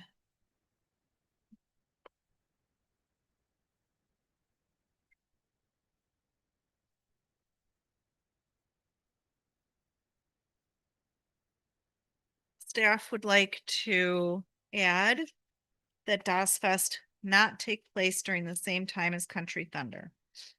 Correct. At the planning commission, it was approved how we recommended it to not have that verbiage in there. But it was recommended at the planning commission meeting from the staff to have that wordage in there. So the one thing as brought up by Attorney McTurnan earlier is it's a moving target when we attach it to the words Country Thunder. And so if they have their schedule into us, and then and I think Country Thunder's schedule is pretty far ahead, but in the event that Country Thunder were to change and land on the weekend that they have set, then I think it'd be unreasonable of us to ask them to change their event date. They'll have everything contracted, ready to go and done, won't be able to move it. So they'd have to cancel it. So I think it's a big ask to, and correct me if I'm wrong, Jenny, you just said the planning commission voted to approve what you asked for, staff asked for this change. Correct. Andy Phillips' motion was to approve it exactly how we proposed it. That did not have that whole line in there that The extra red. I'm not. But there's nothing in here that says anything about security. You wanted that out. No, because I think we're coming right back to the initial. Is the only reason why they wanted to put that on is for police protection, or what? What was the reasoning Yeah, behind it? strained resources, right? My, I mean, if the original numbers that were talked about for Daz Fest, it originally was quite the flare up and it was thought it was going to be a much bigger event. But now you're at 4,000 a day, and the Kenosha County Fair, when that's going on, how many attendees do you have a day during the fair? Anywhere from 9 to 12. And so double Easily. basically these Yep. numbers. Yeah, I guess I'm kind of struggling with that ad myself. so I guess I'll ask, is it a law that they have to have sheriff's coverage? Oh, you have no power to arrest. No, this was for DOS Fest? Yeah. Yeah. Or I So guess anything in general. That was Yes. required by the village. Yeah, okay. That was a requirement that we put on it. Correct.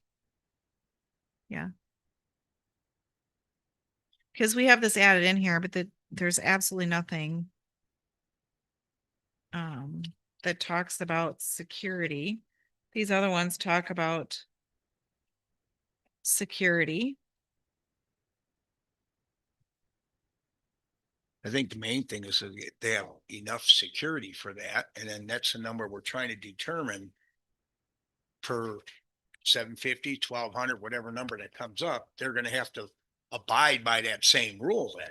Correct. So the only thing is if they have to make arrests, and we generally have our sheriff still in the village, correct?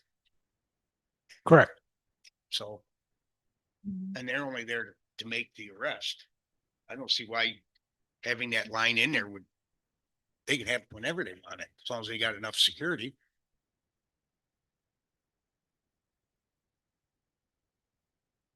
I feel the same way. I do too. So I guess I would have liked to seen this a little bit more thorough, because this little line here doesn't, it's not like the rest of them where it's got the anticipated attendance and all of that, and it doesn't talk about the security part of it. And I guess the security, oh, go ahead. Well, I was gonna say for the board, so if I'm understanding, and I only have a copy of the CUP, but as I understand your packet, it references here, see attached document for reference of updates in red. And I believe it's this document, all in red, that is incorporated by reference. The language could be a little bit better, that it, incorporates this document in Yeah. red. You can attach it as an exhibit A. You can also move this entire red document and put it right under the DOS Fest. That's what I would like to see. Yeah.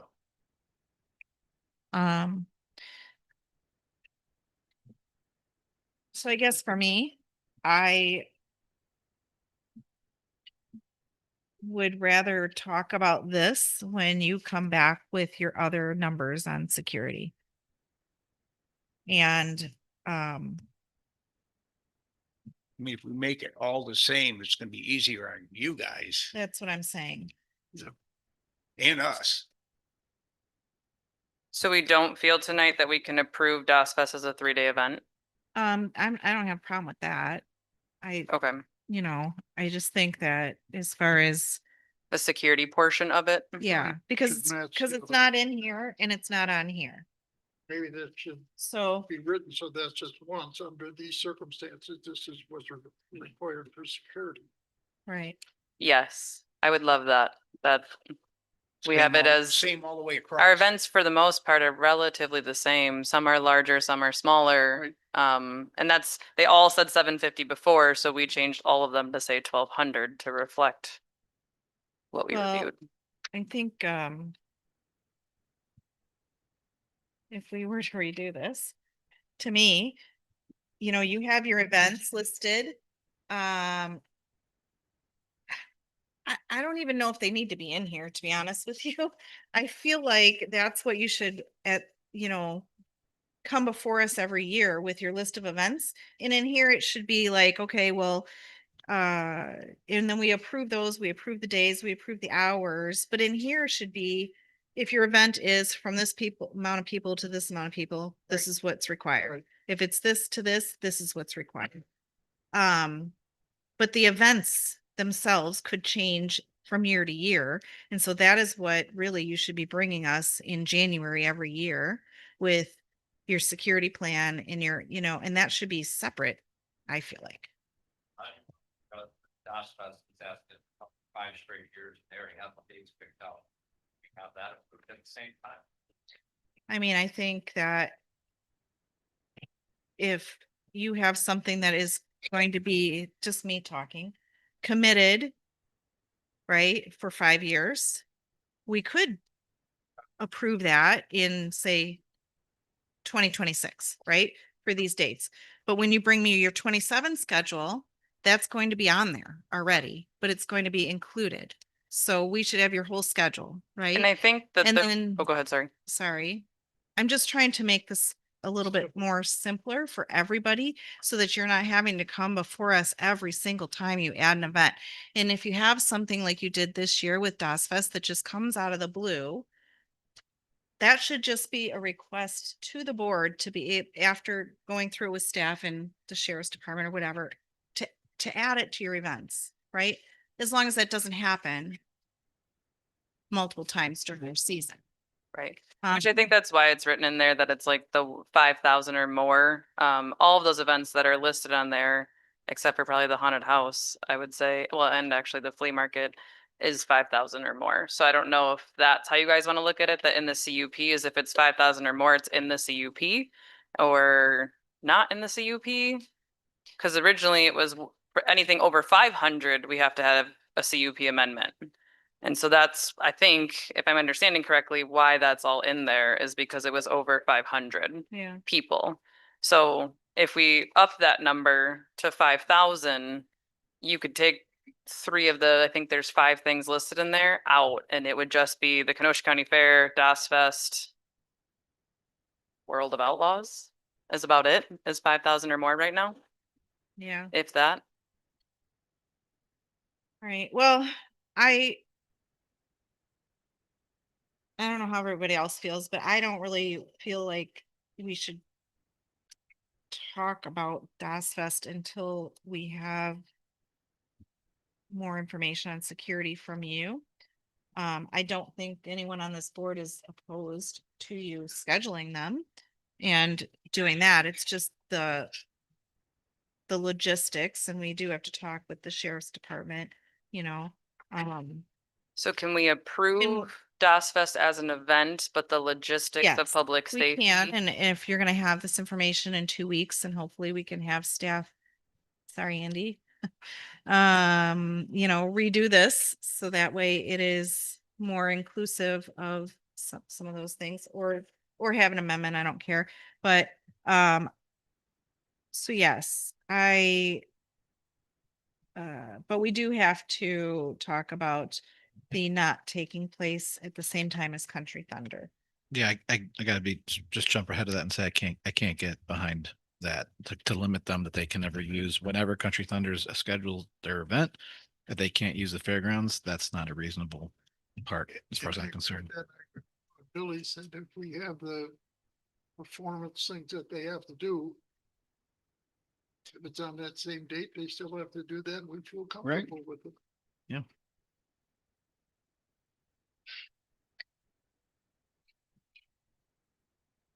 Do you have anything to add?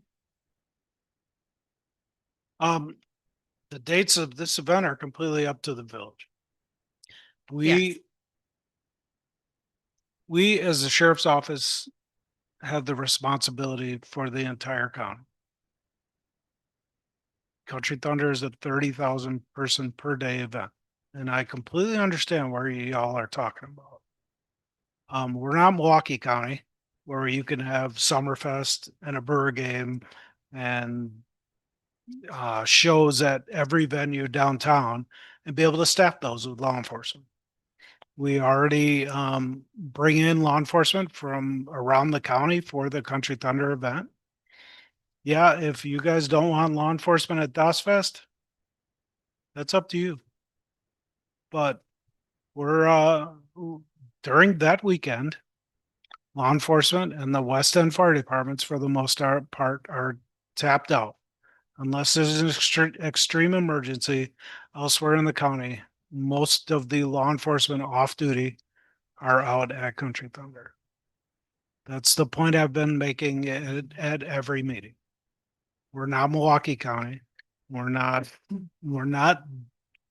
huge departments where we can pull unlimited manpower. So if something happens, and it's always the if, we're always looking at what if. And that what if, I'm retiring January 23rd. You guys will be facing the what if something happens.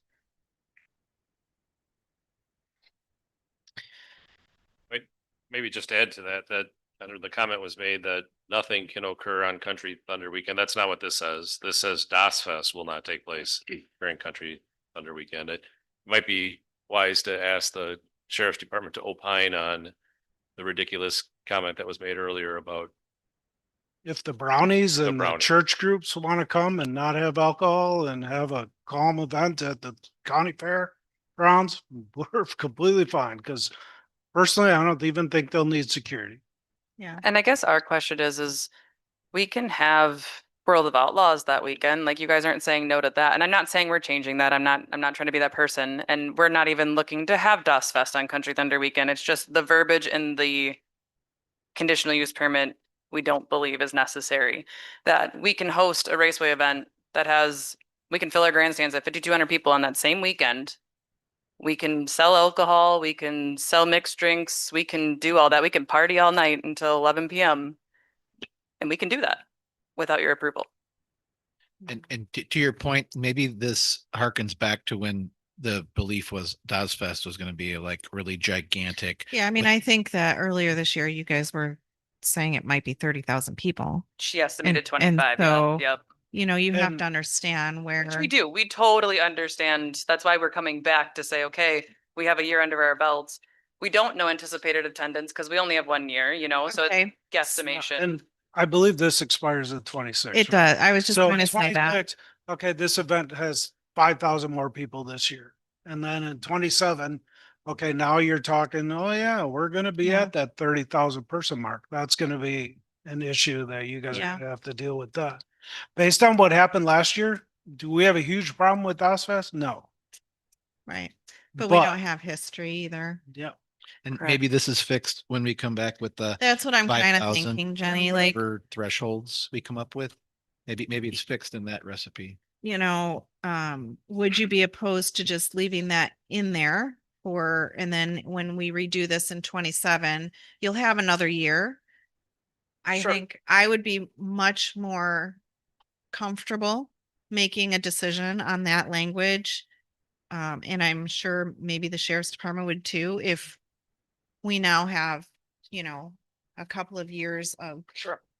But I guess the question To look is, at. the question comes out, and I think the sheriff's department commented, so well, then don't have us come. Don't mandate that the sheriff's department needs to be at the fairgrounds for DOS Fest. Fine. Right.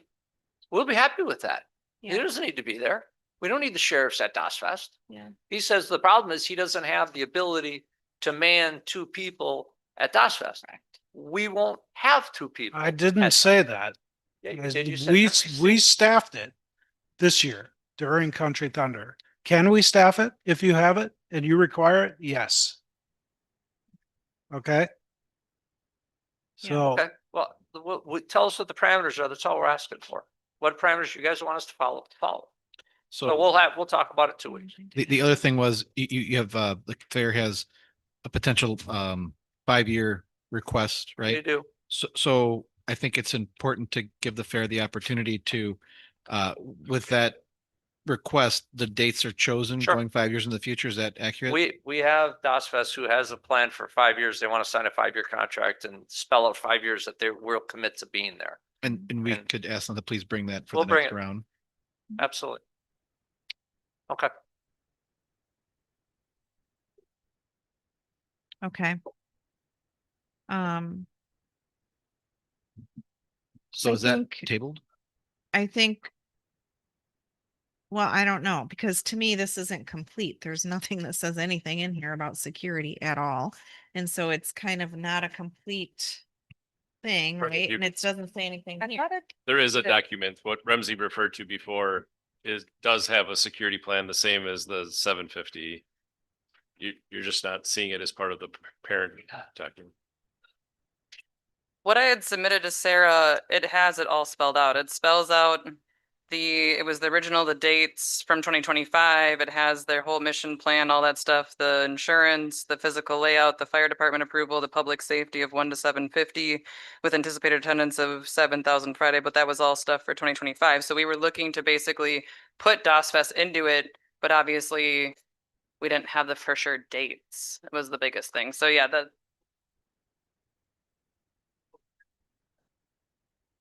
Do you need something now to get a contract signed for that? That's what it's all about. So we could possibly. It's not gonna be DOS Fest weekend, that's next year. I just need that DOS Fest to be an event. I think it can happen on our grounds for 3 days. Well, do I'm you, building do you have the just like date? These other things are, it's, oh. Do you have, I can make a motion. so do you have the dates for, next year? Because. And when is Country Thunder? no, Country Thunder, that's what's on their website. Huh? The dates she just said. That is not Country Thunder. Okay. no. All right, then, She doesn't want to interfere with Country Thunder. It's just we don't want it in our CUP to say Country Thunder yeah. because of what McTurnan had said earlier of Well, and I think After again, changes. that we can work with you to redo this so that it's much more user friendly on both sides that for sounds when you great. come back in 27. But for this, you know, We could approve it. I with think the that, Conditions that. correct. consider So Resolve so she can get her contract signed. what did you say the dates were? Sorry. I think we want to say July it's the July 30th to August 2nd. August 1st. Thank you. First. It's the last Friday of July. I know that much. Okay. All right, so I am going to make a motion to approve the DOS Fest. addition of DOS Fest from July 30th to August 1st for 2026 only at this time. Right, because we're gonna come back in 27. Madam President, I appreciate you, but they need they have somebody who wants to sign a 5-year contract, so they don't want to wait a year to go to the extra 4. So we don't want, so we kind of need to do something that gives them those dates for the next 5 years. But they don't have the dates. They do. You have all of them?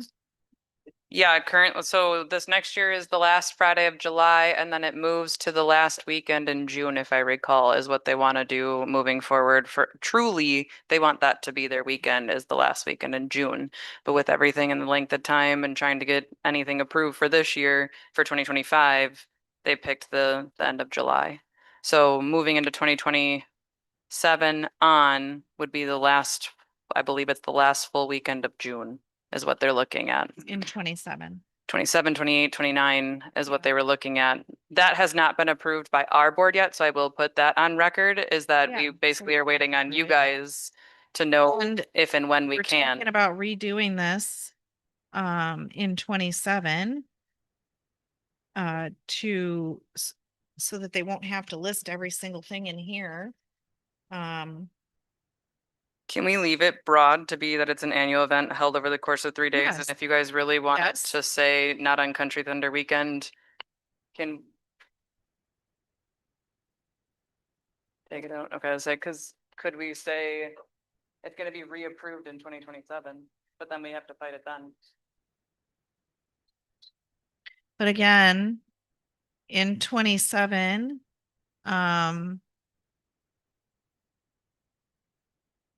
we will have some history to look at. Can't wait Right. until, the problem we have with these contracts, these businesses want to sign a contract. Okay, so Now. are any of the next 5 years on Country Thunder weekend? What's that? No. So Not as of right now, no. I understand that, but my comment is, I don't want to wait until January of 2027 or even September of 2026, because Das Fest wants to sign a contract now to make a commitments, because they go to print with their materials that they want to distribute next year. We're coming back the following years. So that's the dilemma we're faced with, is this whole idea that we're trying to block weekends. We can't have it for. when I understand that, You Jay, guys just said you're gonna. do you have it any be in suggestions here? Because to We're me, aiming for that, I'm yes. seeing what I'm Nothing for sure like written as say that, about but yeah. how this operates, Yeah. they shouldn't have to have every single event No. in here. They should have types of events. They should have some parameters on types of events. They should have like races or fairs, or, you know, if it's this many people to this many people with security, but do they have to have every single? Right? Because even if that wasn't in there and this expires in 27, we can't promise anything after 27. And you're asking me to do that today and I can't. So this is where I'm trying to say, like, you know, if we meet every year and you give us your list and you say, well, here's our dates for the next 5 years, and we agree, okay, those are good, that's great. Then those are approved, right? Is there a way to simplify this? Well, sure. I mean, you would list Das Fest as being approved for the next 5 years on the dates that they'll submit. You can add something that doesn't necessarily prohibit it. If Country Thunder is going on, it could say that, you know, they will endeavor to plan on those dates, which currently do not conflict with Country Thunder. If Country Thunder somehow changes the date and lands on the same date as That's them. not their fault. That's right. It's not their fault. It's not a planning problem. The conditional use permit would still allow it. So I think if they can get you the information Yeah. about when they anticipate doing this, we can work on the language. The reason you have the identification of the kinds of events here is because this document is not an ordinance. This Right. document is a conditional use permit. They're the way they're zoned, they're not a permitted use. They're conditional. And in order to set the conditions over a decade before most of us were even here, they've always had the listing of these events because it was necessary to identify their operation in terms of the impacts on the adjacent zones, neighborhoods, provisions of public services, what have you. And so you can simplify it by mapping it out for 5 years.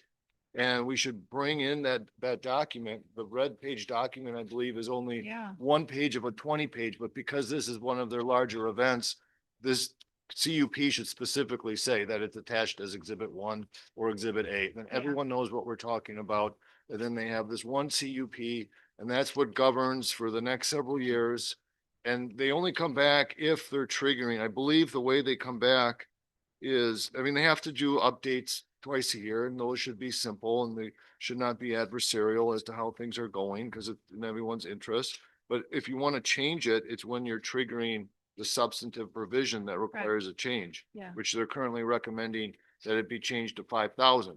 So whether 27 or 28, they have another new event, it's 5,000 or more, that's when we're looking to revise the Right. cup. So is one way to do this is to come up with a conditional use permit that's good for the next 5 years? Like, we could probably do that.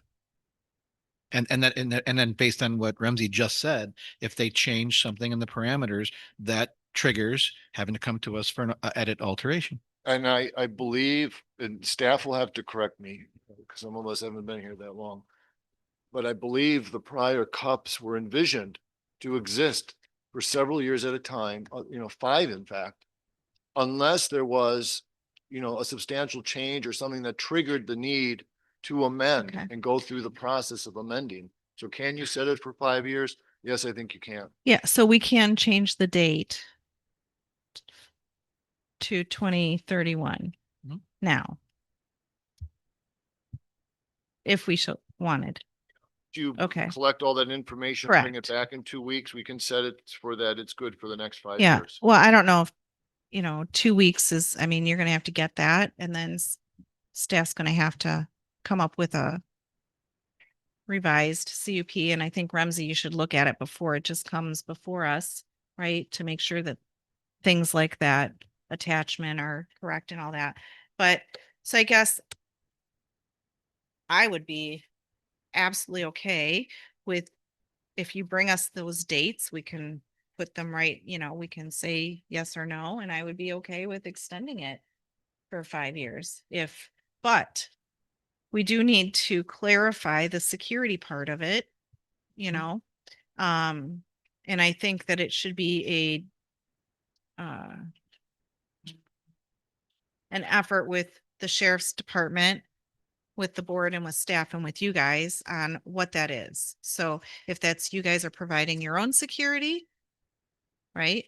And maybe the sheriff supplements due to, certain attendance levels. I don't, we'd have to That's work. kind of what we do already, both for fire and sheriff support is we'll tell Al like, hey, we need an extra unit. Do you have availability? Or hey, Clean Camera, we need So whatever. I guess what I'm saying is, kind of like what I said at the plan commission meeting, we're not here to be adversarial. We are really trying to be a good partner. And if we can all try to work together, I think that we could come to an agreement on this so that we aren't doing this I, a couple of times a I year. think that's great. And just for clarity, there's two separate things. There's a potential 5-year CUP, which I hope we can hammer out and accomplish. And then separately, annually, potentially twice annually, there's a submission to us on what those events are going to be and when they're going to be, kind of thing. Am I understanding that Yes. correctly? Yeah. And when I submit those events, can I submit them for 5 years out, or is it for Yeah. this? From my understanding, it was for the next year. I think that if you are booking something for a longer period of time, I would assume that we can approve that. And then, like you said earlier, that once that's in there, it just shows up. It's already in there. Right. So then when you come back, say in 27, it's going to already show Das Fest dates and approved on whatever date that it was approved. And they'd only have to come back in 27 if they were triggering a change because they were deviating. Otherwise, Well, we wouldn't see them again until 2031. No, they're supposed to submit all of their Just events to us. Submit, but the Correct. CUP. But if they were the same events as last year, I don't think, I could be wrong. I don't think that they have to be formally approved, but if you added one. Yeah, you're then- both saying basically the same thing. If you were to approve it as a 5-year and it lists all of these things, they would be sailing for 5 years. Yes. If in 2027 or 2028, as they're to do every twice a year, come and report what they're doing. Everything's working fine and we need to tweak things. It's just a natural discussion. Let's say they come in 2028 and they say, we now want to bring Lollapalooza. Well, obviously that is a major event. That's going to require a change of the conditional use permit. Right. But so long as the events are largely staying the same they're in the conditional use permit. It's the governing legal instrument Right. for their land use. And you, yes, you don't have to go through the hearing processes and all of the great detail. So for clarity, Ramsey, I think the sticking point might be if we can hammer out a 5-year CUP, annually, they're giving us their schedule and then it's just automatically Correct. approved, or what happens when they give us their schedule annually? The meeting twice a year is just to have the back and forth. How are Right. things generally going? They're operating under a conditional use permit. So you're just talking about whether there's any kind of tweaking needed, and it's good for both sides because it's a conditional use permit. It's the big things, right? And that's what was envisioned by this document. And if you want to, there's a proposal in here to fix that language because it currently says anything substantially different causes them to come back. And Yeah. they're proposing to change it to anything that's 5,000 or more. So of course, something like a Lollapalooza, that's 5,000 or more, whatever it's gonna be. I think Guns N' Roses is touring again next year. So those big events would cause them to have to go through the hearing processes. Yeah. So But just- otherwise they would not. It would just be reporting and dialogue. Okay. I guess a question I have on that then is when we came and met with staff, originally, yes, we proposed DOS Fest in 2026 to be Country Thunder Weekend. We were told absolutely no, that if we came back with any other date, it would be approved and we were okay. I then came back with the new dates of the last weekend in July and was told I had to go in front of Planning Commission. So that confuses me because our conditional use permit currently doesn't state I had to come to you guys.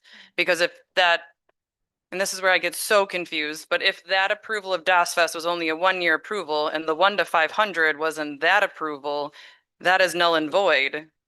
And there's no number now. Because that number is not in our conditional use permit. But when I came and said that I wanted to have DOS Fest that last weekend in July, I was told I couldn't book anything or do it, and I had to come back in front of you guys. So, Why? Yeah, I mean, you got to there's two issues there. I mean, bringing it forward is because the current conditional use permit required you to bring any new event that wasn't listed, plus if it was a new event that was substantially different. So that was for DOS Fest. The number and the staffing level is a different type of issue. But going forward, I mean, the proposal is to remove that language and just have it, the trigger being 5,000 or more. Right. That's your proposal. And if the board is fine with that, that's fine. You put that in there and then you can approve this thing for 5 years as well. Okay. So hopefully this helps you a little bit. I guess we still have one more, which was the wetlands thing to talk about. However, I'm a little confused what we need to do now. Because we made all these motions, right, to kind of approve things as we go along, but we still left off the security. I almost feel like this just needs to be reworked. That is kind of what we talked about. And Yeah, they're gonna bring it back with. And now I do they're gonna bring that back, but I just feel like this just needs to be reworked and yeah, All that. They're coming. all of back. that for sure. And then we're talking about, some of these events.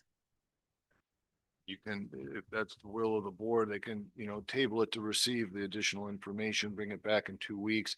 And I've been tracking the revisions, staff has been tracking the revisions you've already agreed to. I guess the last one is really number 18. It is, If yeah. there's some So direction from the board as to what you want Well- to do, and then we can bring a cleaned up document back. that's kind of how I feel because this is just getting really murky. So then for 17J, are you guys approving any piece of that tonight or not any of it? 17J. To be annual event held over the course of 3 days for DOS Fest. That's Correct. what you're referring to. Well, in 17J, it has the attendance change for the fair, the Scarrow Productions, it has the Raceway being the certain, the whatever wordage you had said, mid-April to October, 12 events, that kind of stuff. And then the last one that's not security related was adding DOS Fest to be an annual event held over the Yeah. course of 3 days. So are the others approved, but DOS Fest is not? No, I think DOS Fest is fine. Okay, there just wasn't. And if you want me to make a motion, I will make a motion that DOS Fest can be an annual event held over the course of 3 days, with the dates of 2026 being July 30th to August 1st. I'll second and first. For 5 years. Not yet, because we don't have those dates. Okay, so Bucher and Polley. All right. All in favor? Aye. Aye. Anyone opposed? Okay. Does that make you feel better, Jenny? Yeah, it's, Okay. yes. So we'll figure this. 2 weeks, we'll figure it out. So, all right, then we have L, which was a future event. We strike substantially different than the type of events described above and added 5,000 or more patrons per day. You okay with that? Mhm. Good. Number 18, let it be known that wetland exists. Do you have this, by the way? Not physically on me right this second, but I do have what the verbiage was changed to, yes. Okay. It's right there. Ryan, can you make that one a little bit bigger? Okay. So I guess with what is struck out and the red that is there, how does everybody feel about that? That was what was recommended by the staff, but to my understanding, what Andy Phillips approved was just the blue. And then after our meeting following the planning commission, when we all talked, we all felt actually that it could be completely removed 18 because it's just following ordinance and law. I like the concept of removing 18. I agree with that. And how does staff feel about that? Would recommend you keep the rezoning of the property that's been delineated. It would be a village sponsored rezone. Yeah, And and make we the had talked map about that at accurate. the plan commission. So you do have a delineation Yeah, that you can provide. I already have. Okay. I've already submitted it. And so I think if we leave it in with it just ensures that rezone will happen, and that will be a village sponsored rezone. Madam President, a Is it question. correct in that? The what did the planning commission specifically vote on with this? Did this get added since then, or did they vote to not include this? This came up since the planning commission meeting? But this, we sat down with Andy, that the red section was added in, to clean up the map. Correct. But the planning commission wanted everything above the red. So Including the first blue sentence? Correct. should number 18 only Well, be I the think red? just for clarity, because in your application, you actually stated what the first sentence is. Right. And then everything, so everything in blue is what the plan commission approved. Right. Red was added as we had our meeting after the plan commission to clarify how that was going to be accomplished, which we then learned that there was a wetland delineation. And we then knew that in the past, the village has sponsored when an entity does a wetland delineation to correct the zoning map based upon that. Yeah. And then the red was added so that everyone was clear of how that was going to be accomplished. My question is, for number 18, should it only be the red? How do you feel about that, It Jenny? can be only the red if It you cannot want it be to only be. the And as the meeting we did indicate, and as Jenny was saying, is that the statement, even what's in their application underlined in blue, it's part of the requirements of the ordinance. It was Okay. just being restated, I think, just because in years past, there was some concerns as to what might be occurring or what can be occurring, and just making it out there because the ordinance is thick. And these were things that were quite crucial to the fairgrounds because it does had, at least by the mapping, some floodplains and some wetlands. So it's just putting it out there for everyone to be aware of. It is in the ordinance. If the blue is stricken and the red is kept in, that is perfectly fine. Okay. So as long as 18 was everything in blue that is struck, that's okay with staff. But Correct. we have to have the red. And that helps you guys too, because it's just, if you have this delineation, it's getting the zoning maps to match what your delineation shows. So it's just cleaning it up. Am I Right. correct? Can't truthfully all of the blue be removed because that's how Andy just expressed that that's following ordinance and the law? Everything on 18, if you just keep the red, Red be only. perfectly fine. Correct. Right, how about The the black and the blue underlined, stricken can all be removed. Just keep. That's the what I red. just said to you and you told Correct. me no. Well, now he's telling you yes. So 18 should only be the red. Correct.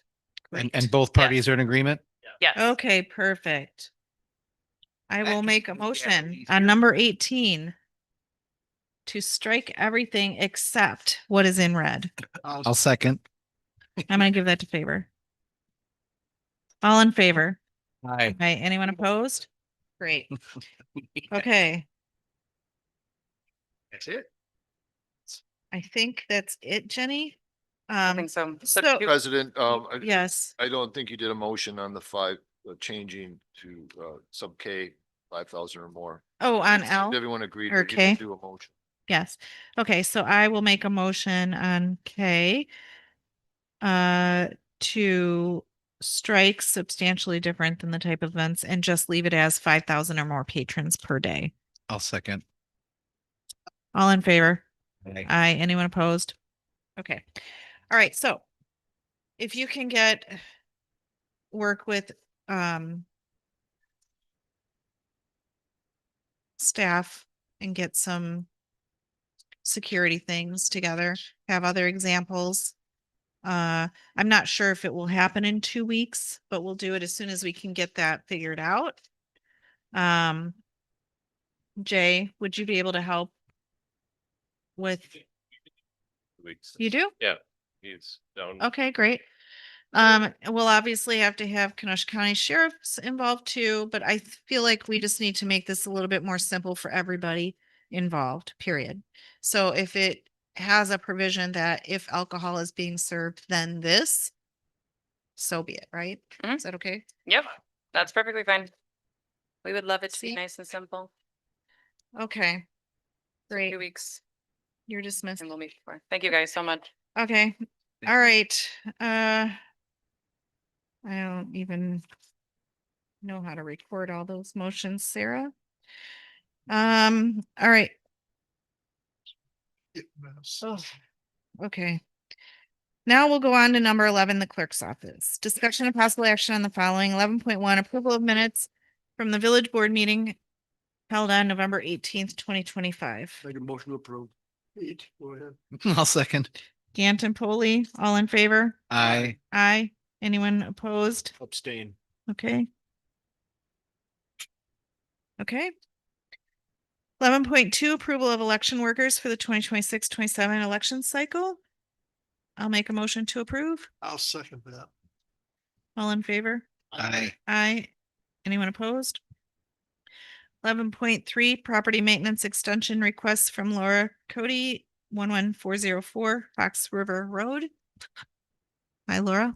Hello, Laura Cote. Oh, you can move that down, so it's, there you go. Hello, Laura Cote School of Dance. I'm just asking for an extension to get my work done for my property maintenance notice. Okay, and Because of the yours was weather. paint? Yeah. Motion to approve. Second.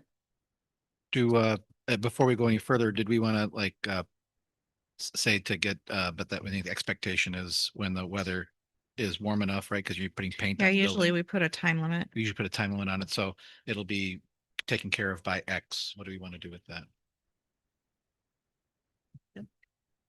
Can I have June 30th? There's no permit required for painting, is there? No, So that would give you a year. I'll make a motion to approve with a not to exceed date of June 30th, 2026. Perfect. I'll second it. All right, so Hopkins and Gant. Thank you. Was there a broken window? No, that's a No. different one. No, Uh, who cares? All items coming before you in request for extensions is only requesting the paint. Everything else has been fixed Okay, and the other. all right, so we have a first by Hopkins, second by Gant, all in favor? Aye. Aye, anyone opposed? Okay. 11.4, property maintenance extension request from Ken Burns, 113300 306 Court. I don't see Ken here. Motion So, to approve. yeah, he could not attend this evening, but his is the same exact circumstances as Ms. Cote. Motion to approve not to exceed June 30th, 2026. I'll second. All in favor? Aye. Aye. Anyone opposed? Okay. 11.5, reschedule the January 6th meeting to January 7th. I'll move to approve. I'll second. All in favor? Aye. Aye. Aye. Anyone opposed? Okay. Number 12, administration, discussion of possible action on the following. 12.1, coordinate the Lake Forum for 2026. Dennis? Yes, Angela and I are working on this, setting a date, and we think we don't want to conflict with any playoff games or anything that might be going on. But we'll invite the 4 districts that we currently have, the lake districts, to a meeting where we'll discuss invasive species and what they've been doing to control them and what is on the horizon with new ones that are showing up. And I think hopefully we can do this annually, maybe twice a year, and benefit each one of the lake districts. The lake associations are welcome to attend, but I think the districts to start with would be the ones to sit down and talk. There are 4 districts that we have. Each one is a 5-member board. That'd be 20 people in the discussion, talking about what they've done, their history on aquatic plant management. And I've also talked to the DNR and working on inviting someone from the DNR to be here, as well as Sewer Pack. Okay. Every so often Sewer Pack, or every 5 or 7 years, does studies and on each one of our lakes in our village, and they're available by just looking up at Sewer Pack and the lake reports. And you can also find all our, every district has an aquatic plant management plan that's on our website. And well, that's what it's all about. Okay. Just all, but not gonna be voting on anything, No, no, just all information. it's all, yeah, it's a forum, so we can really get to know one another and know what they do and what chemicals they use, who their applicators are. There might be savings by getting a bid. All the 4 lakes that are in the district, just trying to create opportunities to address things that are affecting our lakes now and in the future, and possibly save money. Dennis, I'll give you the name of a gentleman on Sewer Pack that's also a member of the Fox River Commission, Oh, definitely, good. Tom Slowski. And I'll get you his contact info. That's great. In fact, the 2026 Lakes and Rivers Convention is April 15th to 17th in Stevens Point. I'll be attending, and I suspect a couple of the other members of these districts go there. And we'll make sure that we get all the information about it. Okay. Do you know what month you're maybe thinking about that? Pardon, when it would be planned, we don't want it to conflict with any playoff games, and there may be some real exciting ones for both. All right, so you'll get back to us. Yep. Okay, great. All right, with that, I will make a motion to adjourn. Second. All in favor? Aye. Aye. Anyone opposed?